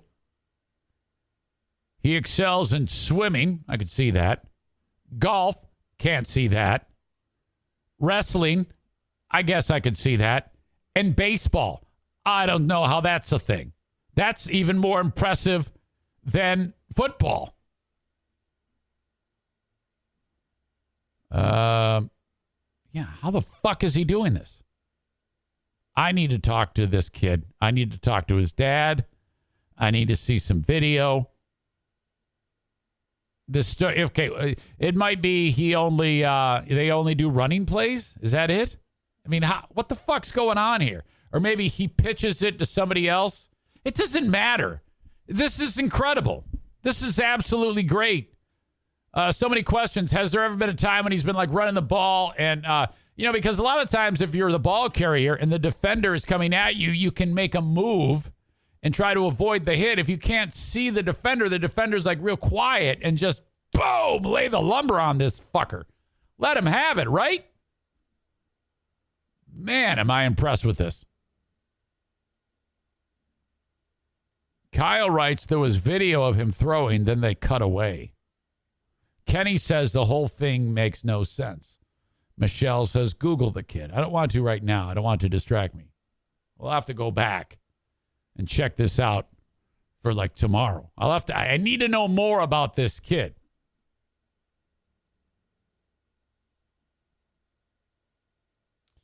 Patriot Nick is stupid.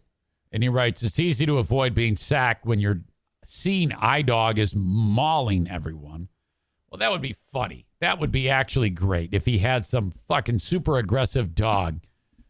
Two of them, actually, on the field at the same time. All right. So many questions. I told you this story would leave you with so many questions. Tyler says they actually just got everyone else to play beep football. That's a good callback. I wonder if blind Tony can shed some light on this. I mean, he's blind as fuck. And it's been way too long.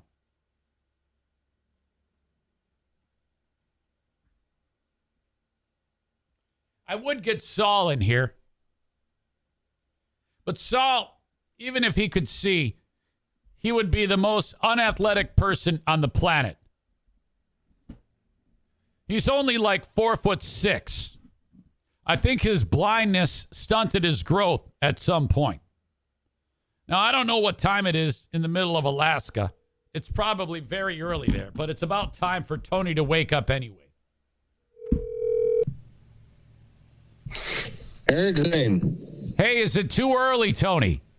No, it is not. I'm actually in Michigan right now. What for? I'm visiting family. I'm on vacation. Nice. How are things going with your organization? What is the name of the organization you work for again? Alaska Center for the Blind and Visually Impaired. I bet you are doing a hell of a job there helping those people in that community. It's rewarding, brother, all the time. We actually just started getting some new people in the fall and conducting some new assessments. And we're up right now on the state side just with clientele. So, that makes me smile just to know that people are getting to know who we are and give them the assistance so that they can go out and start working again. Well, I bring you in because I'm telling a story about a young man from Modesto, California by the name of Jason Bracey. Okay. And he's 15. He retinoblastoma. Does that sound familiar? Yeah, I've heard of retinoblastoma. So he's been without sight for most of his life. He can only tell when it's daytime or nighttime. That's the extent of it.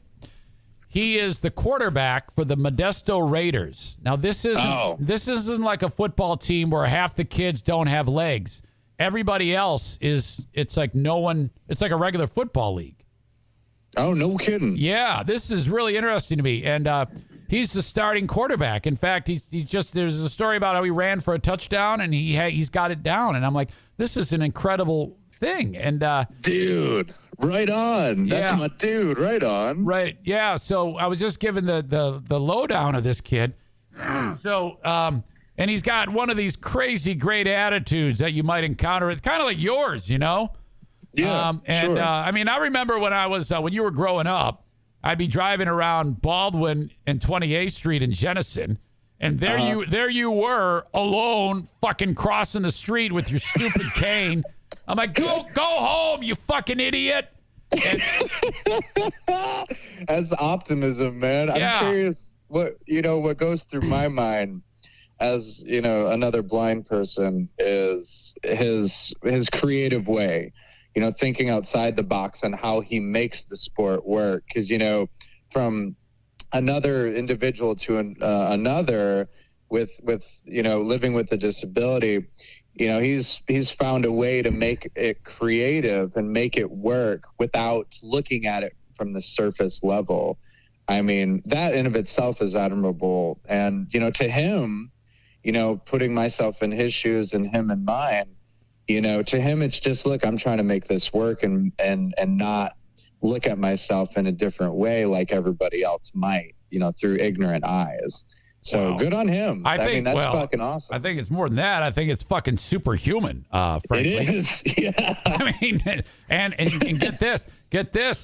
He swims, he wrestles, golf, and baseball, which is more than I can say for you because you used to make me yell beep beep. Yeah, well, I sucked at baseball. Oh yeah, you did. I can attest to that. Fuck, man, holy shit. Oh man, well that's incredible. So, I mean, just looking at, you said the only thing he can really tell is light and day. So really, light perception I'm getting from this is really the only thing that he has. So, it sounds like, with somebody like this, he's adapted to being able to use his senses to not only the best of what they're able to be fulfilled in, but it's mentality. Wow. It's a mentality thing. I got to know more. Do you guys ever do a thing up there where you like bring in people who are making they have a scenario like this where they've been able to make lemonade, as they say, 100%. I'll break this down. So, one of the other things that I do for the organization is I'm a youth transition coordinator. So I work with kids that are 14 to 21 from all across the state of Alaska who are low vision and totally blind. And a program that we put on in March of this year, it was all virtual. We did it all over Zoom. And I brought in a friend of mine. His name is Tyler Marin, and he's a para-Olympian. Completely blind from Kalamazoo, and he actually just participated in the Tokyo Games. He's completely blind, and he actually has a program called Revision with Tyler Marin, and it's an accessible, described exercise video series. So like all these different types of workouts and circuit training, and it's described specifically for low vision and totally blind individuals. He's been to Brazil. He's been to Tokyo. He's been all over the fucking place. And he's done all of this while being completely blind. And he has this story of making, finding the champion within you. So it goes back to that whole mentality thing. But I was able to get him to come speak for the kids and just hang out and tell his story. And it was just so fantastic because he's a regular dude. He's a regular dude. Wow. Well, maybe one day when this kid's like, I'm going to the NFL. I mean, he's one of these kids. Can you imagine if you were able to somehow get this kid, maybe that'll be something down the road. This kid has a great attitude. In fact, I'll send you the link so you can get more about this kid. Yeah, please do. And look, man, who's to say that he can't? It all comes down to stigma. A lot of the time it's like, okay, you need sight to do this. Sure, we're not going to get behind a truck and start driving down the fucking road and kill somebody, right? Right on, man. If he's able to defy the law of, hey, I can play football and I make it work, and clearly I make it work to the point where I can be a quarterback, no one should have any right to say that he can't try and go and play for a college football team. And then eventually, go on to be a draft pick. Well, I'll tell you what, if that happens, dude, that's the greatest thing that has ever happened in sports. That makes Tom Brady play until he's 50 look like fucking nothing. I'm telling you, man. And those are the type of inspirational stories that really should be opening more eyes of individuals who look at it face value and say, "Oh, he can't do that," or "They can't do that." Who says? Did you? Did you intentionally say "open eyes"? There is that. I see what you did there.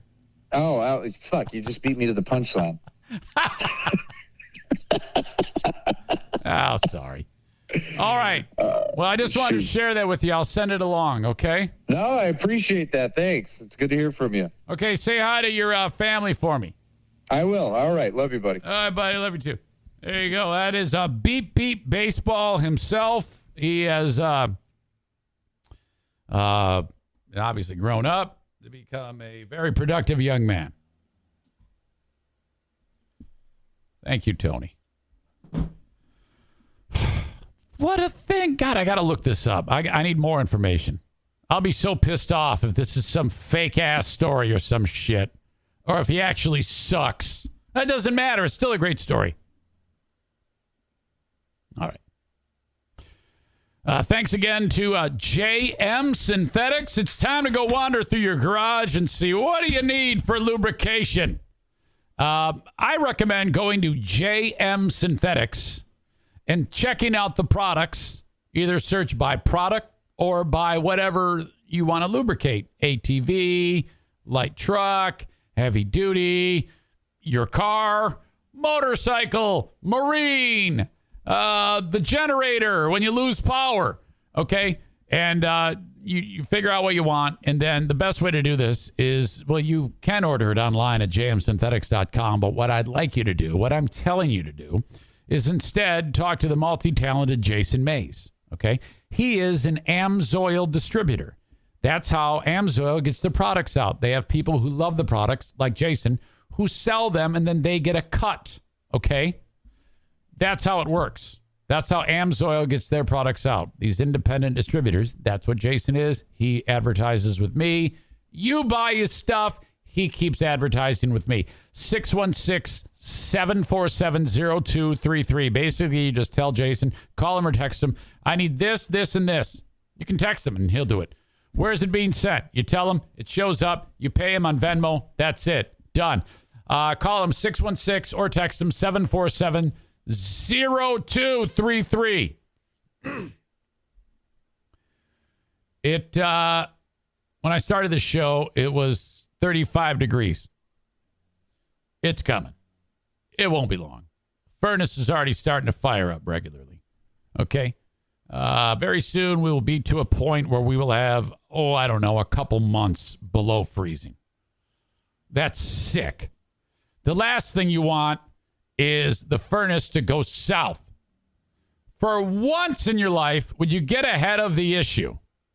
Call upon Joe Martinez at A&E Heating and Cooling and get your furnace tuned before you start using it nonstop when the Arctic blast hits. You get it tuned. They're going to check, see how efficiently it's running. That's going to help because fuel costs are going up 52% this year on average. Okay? Reach out, 616-516-8579. Get the furnace running on tip-top shape. When they do that, they're able to tell basically how much life is left in that thing. I'm waiting for one trip downstairs where Jason, David, or Joe Martinez check it out, and they go, it's time. You've had this since the house was built. It's time to replace the furnace. It's been many, many years. That day is coming. 616-516-8579 for A&E Heating and Cooling. Tony says, new mic sounds good, man. Thank you. It's the most expensive thing in this room is the RE20, which you know full well about the RE20. It's a fucking workhorse. Been around since the late 60s. Same damn mic. Hasn't changed.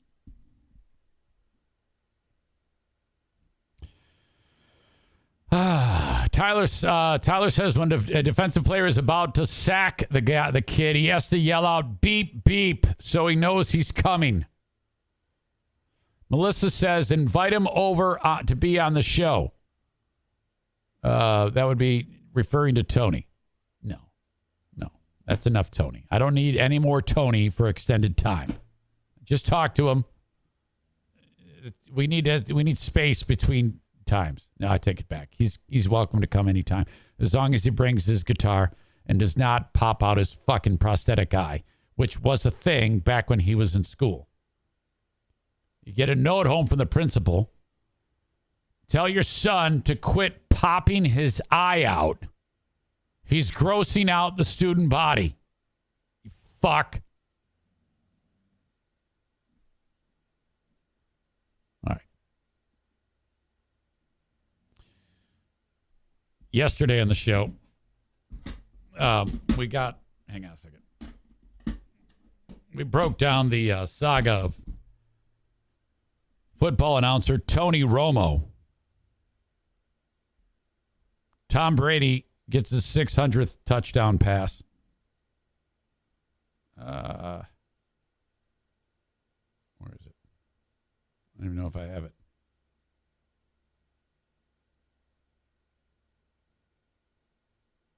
I got bones, no bones. There it is. He throws his 600 touchdown to Mike Evans. Evans gives the ball away to a fan. The fan gave the ball back eventually. There was a deal made. Now, here's the thing. You might think, oh, they just got to offer him another ball. Hell no. Because that ball at a memorabilia place could be worth a lot of money. So they gave this dude who gave the ball back, Brady actually wanted that one, like season tickets for life, a signed helmet by Brady, signed football by Brady, jerseys. Mike Evans gave this guy $1,000. I mean, ton of cash and prizes they gave away to this guy. No big deal. This guy made out. Awesome. But the controversy, which there is no controversy, but everybody made it a fucking controversy, was that Tony Romo, I called him Robo. Tony Romo made this comment when they were watching the negotiation of the trainer getting the ball back. Negotiations in NFL history. Right here. He's like, we need that ball. That's 600. What? Really? So what do you want? $1 million? No. Oh, no, a day with Giselle. A day with Giselle, and I'm in. Tom? Okay, Tom will do it. He'll allow it. One time. You got it.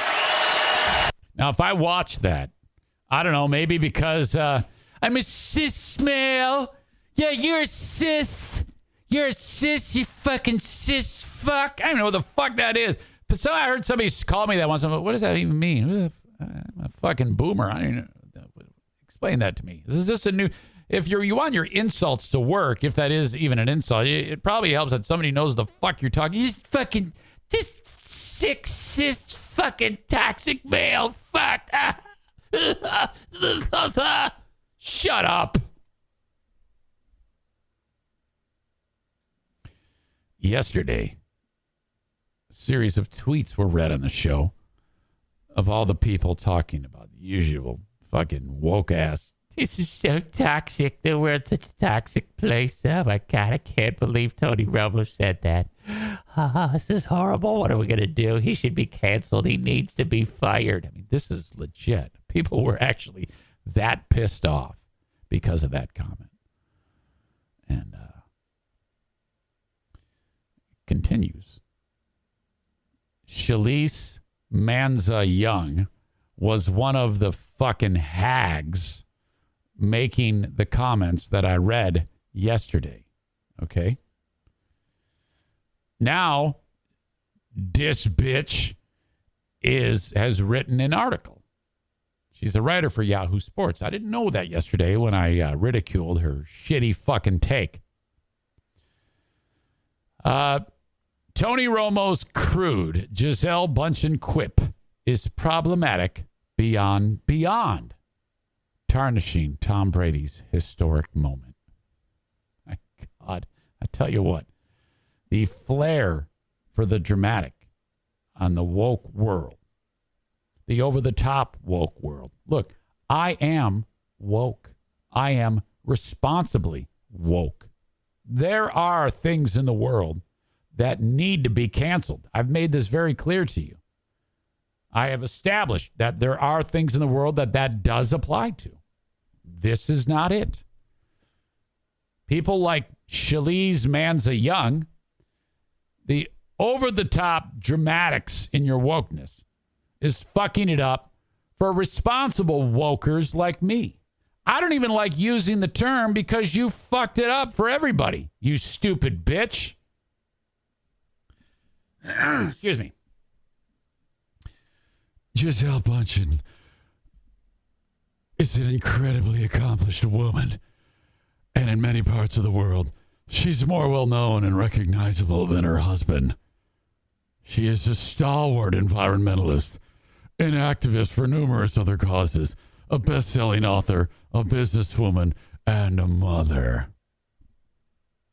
But in an instant Sunday, she was reduced to a piece of property that should be passed around like a bowl of Halloween candy for a piece of memorabilia. Oh, my God. You sick fucking bitch. Bundchen's husband is Tom Brady, as everyone knows at this point. And then she this crazy maniac gives all the background. Sorry, I got a dog running around here. She spends a great deal of time giving the background. Goes back to more of Bundchen's achievements. As if this weren't enough, after hearing details from sideline reporter Tracy Wolfson on what the fan agreed to before handing the ball back, Romo doubled down on his belief that a date with another man's wife should be part of the negotiation. Really? No, not really. That's what jokes are, you humorless fucking hag. Because, of course, Brady would pimp out his wife of 12 years to a stranger for the all-important prize of a piece of cowhide.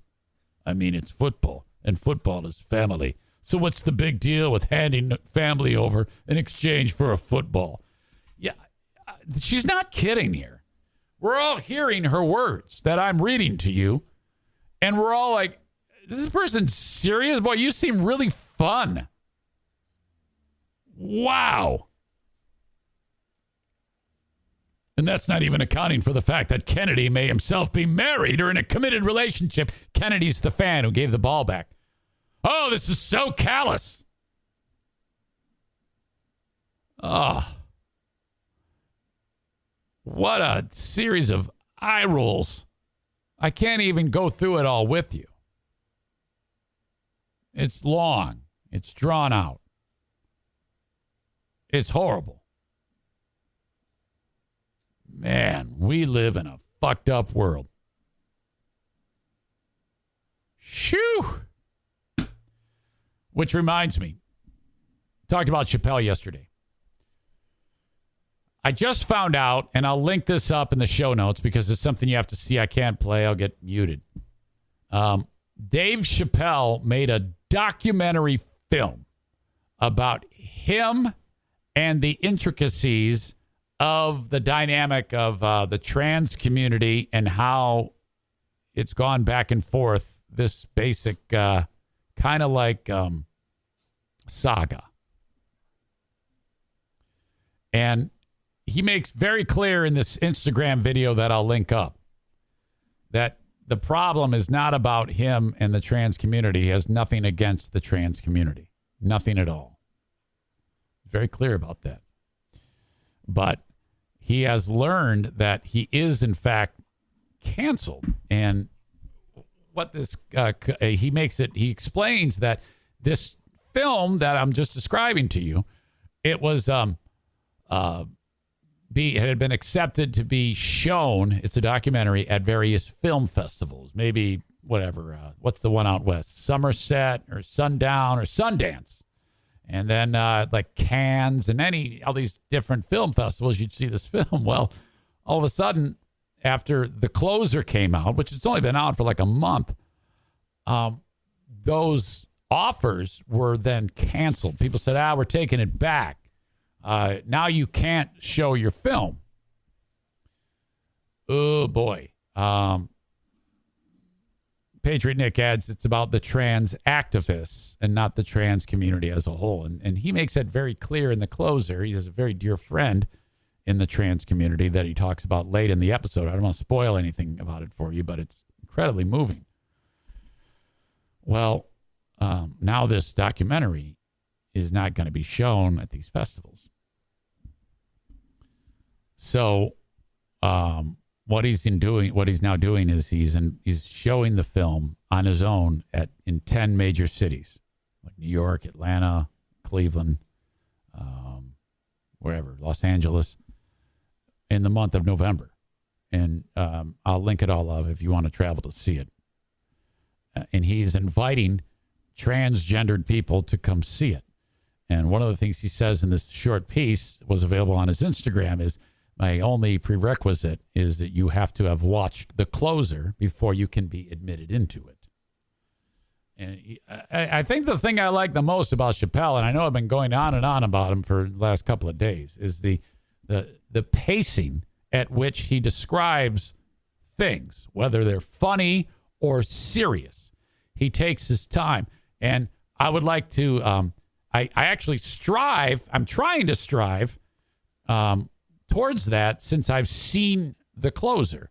It's a good reminder for people who do monologue speaking in any capacity. The not so much stealing his jokes or stealing how he does things or the things he says, because that would be phony as shit, but just basically taking the idea of his pace. That's the big takeaway I took from that, being that in my own little neck of the woods, not all that different what I'm doing with you right now, what he does in front of millions of people doing comedy. So I'm hugely influenced by that. So I'm just a huge fan of the guy, and I'll link all this shit up. You can see it for yourself. But it's just something I thought worth mentioning. I just can't imagine being a person who was in the transgender or gay community and taking the time to get the full story and then having a terrible outlook about him after you've heard the things that he says. If it doesn't become a clear picture that this is not an enemy of yours, this is in fact an ally, well, then you're fucking crazy. So fuck you, frankly. All right. And that is the end of the show, basically. I am going to take it over to Twitch after this and have more Twitch fun. Yesterday, I was experimenting with the idea of watching videos and listening to the audio. And who was it that sent me an email about that? Rob writes, subject line, you sick bastard. I wasn't able to watch the Twitch stream live, but I just watched the replay. You broke down the videos of both times you were fired. There was news stories locally. I can't think of anyone else who would have the stones to do that and be able to make light of it. I didn't think of it that way. I just thought it was just funny. It is truly awesome, he says. Oh, all right, fine. Anyways, I love what you're doing with the show and the potential of the new platform. Keep rocking. Keep rocking. Hey, life is still, what's up, buddy? Have a molly Christmas and a happy crew year and keep rocking. So, yeah, this is what you do. I'm going to finish this up. I'm going to go pee. I'm going to go live on Twitch. And we'll watch a video. We'll shoot the shit. It is completely low-key, nothing structured. I'm just getting used to the platform. And I felt comfortable with it yesterday. The first time I'd ever used it, really. So, good. So what you do is go to twitch.com/Eric Zane Live. Or if you're used to twitch.tv/Eric Zane Live. But it is /Eric Zane Live.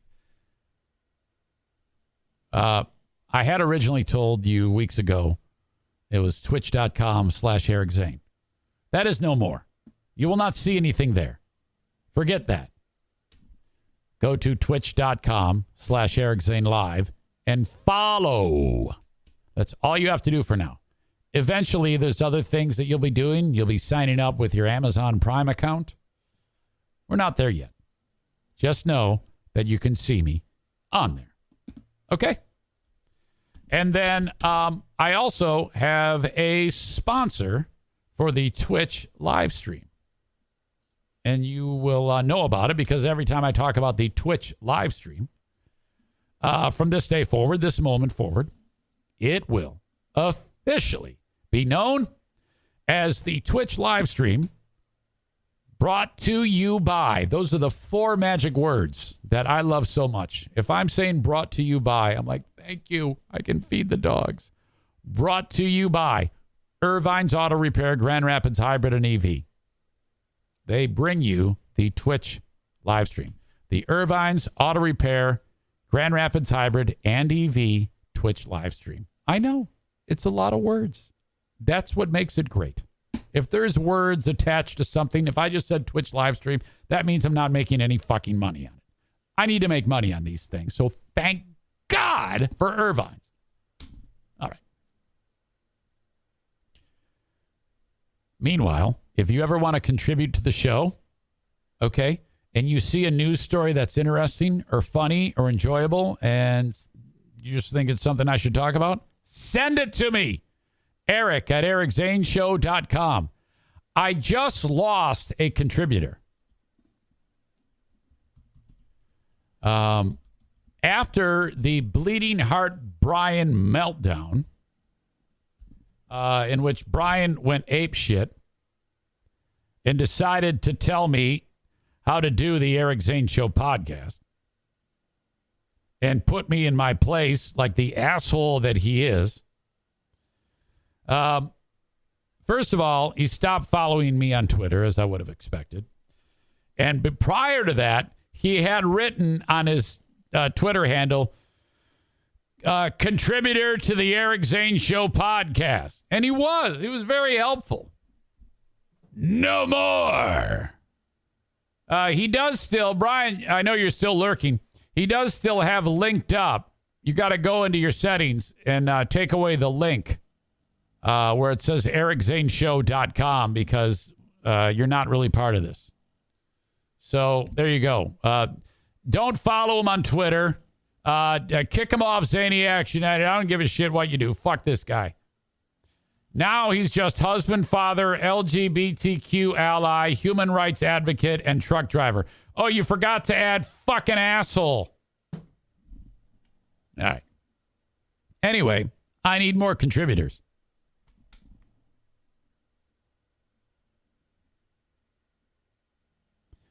Send them along, Eric at ericzaneshow.com. Okay. Blue Frost IT is the managed IT service provider for the Eric Zane Show podcast. If you have any tech issues with your small or medium-sized business, this is who you need to call, man. I tell you what, man, that guy there, he works on IT. Alan from Blue Frost IT, thank you so much. Alan and Ashlyn, you guys are the best.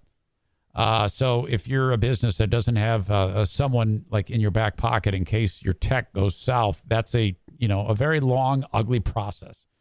As you're trying to write your business, time is money. And if your manpower is devoted towards getting your tech right with Larry in accounting or Beth in human resources and you run into the store trying to get throwing money at something you don't know how to fix, that's a good week of time.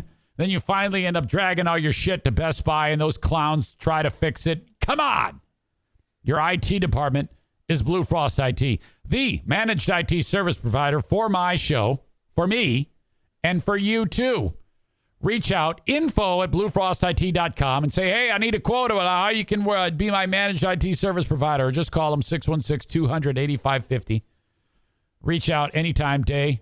Well, no, just pretty much business hours. But you can email anytime, day or night. Or if you have a business that you're kind of retrofitting the office with new tech, they can do all that. That's project work. Reach out to them for a complimentary consultation. Maybe you're retrofitting the room, new line drops, things like that. They do all that stuff. Blue Frost IT, thank you. Okay. Word on the street, excuse me, is that there is a Black Friday gun school going on. So I guess the thinking is when the ladies do their Black Friday shopping, the guys will go get trained on carrying their pistol concealed. Not positive on that, if that's the thought process. But Steve Prince at Prince Arming is inviting you to check out his Facebook page at Prince Arming on Facebook, or you can just get to it by clicking on the Prince Arming logo at ericzaneshow.com. I've got Thursday, November 18th, and Saturday, November 20th, there is gun school in Holland, Michigan at the VFW Post, 2144. Get to the Facebook page the way I told you, and you can sign up there and get tickets for that. It's $125 for the class. When you're done, you'll have everything you need to be able to go get your pistol, your concealed pistol license in the state of Michigan. Okay? He'll give you a document signed since he is a certified pistol instructor, and that's all you need. And then you go, that's what I did, and you go and they fingerprint you, you're good to go, and then they do a little background check on you, and that's it. A few weeks after that, your license shows up. That's how you carry a pistol concealed. I encourage that if you are into carrying a pistol and you have to carry it open carry in Michigan and you want to carry it concealed, this is the one thing you have to do. It's the only thing really that you have to do. Take this class, go and apply, and then that's it. You don't even need to own a gun to take the class, frankly. I don't yet see the Black Friday event listed, but Steve will put it up there, and I'll let you know. Let's see. Reviews on Steve Prince. Terry, who is listening right now. All right, Steve is very knowledgeable, excellent instructor. Steve creates a great environment for learning. I'd recommend that anyone looking into a CPL training consider Prince Arming. Andrea, also listening. I highly recommend this class. Steve's very knowledgeable and thorough instructor. I have 25 years of experience with guns. I learned something new when I took his class. You're such a shit kicker. My God, it's like you're a dude. Ugh. It's a complete sexist joke there. Get over it. All right, there you go. That is it for today. Oh, man, I love doing this show so much. You guys are the best. We got an Asshole of the Day award to hand out, though. Yesterday, I put woke Tony Romo haters, but it could also have been the Byron Township board of whatever they were, the ones who wanted the gay guy hockey player book off the shelves. In fact, I would have made them the asshole of the day yesterday, but I had forgotten about it by the time I sat down and wrote this shit. All right. Asshole of the day brought to you by TC Paintball and JM Synthetics. Do you have any nominations?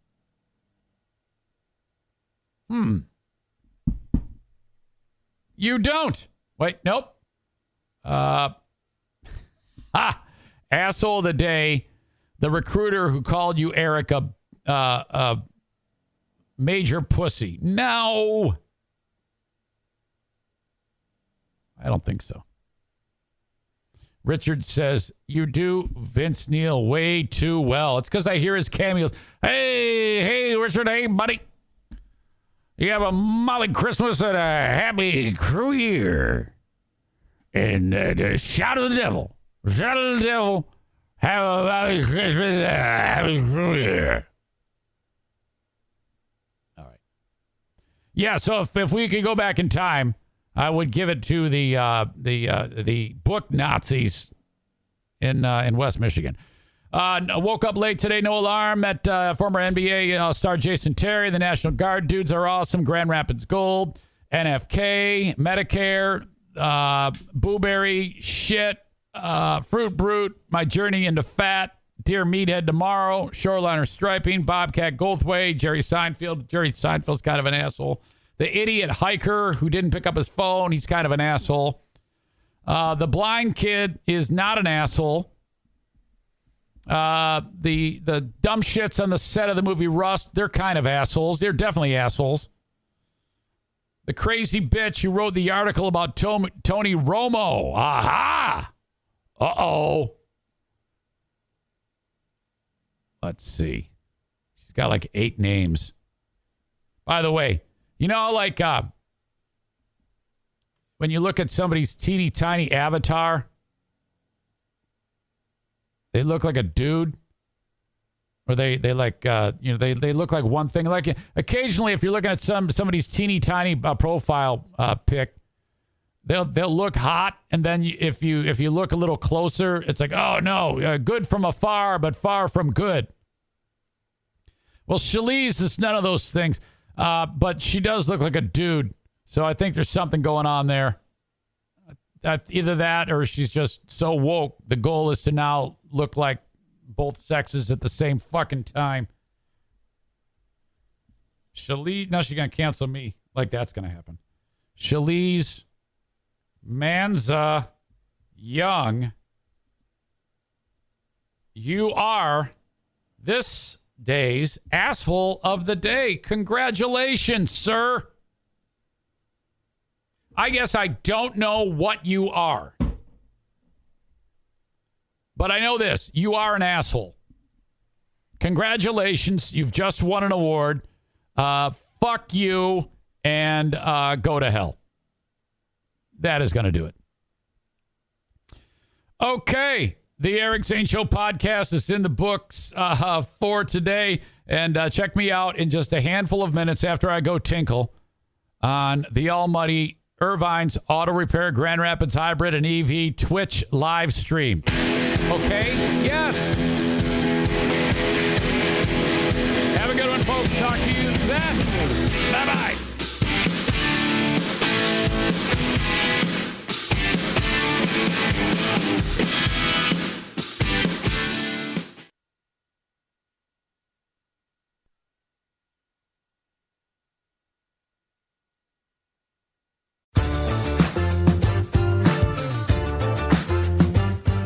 If you've never played a game that's so much fun it's impossible to put down, then you've never played Best Fiends.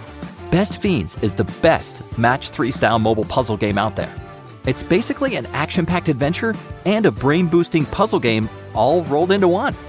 Most of the Match 3 games on the market are just the same old format with different colors. And maybe cookies instead of candies.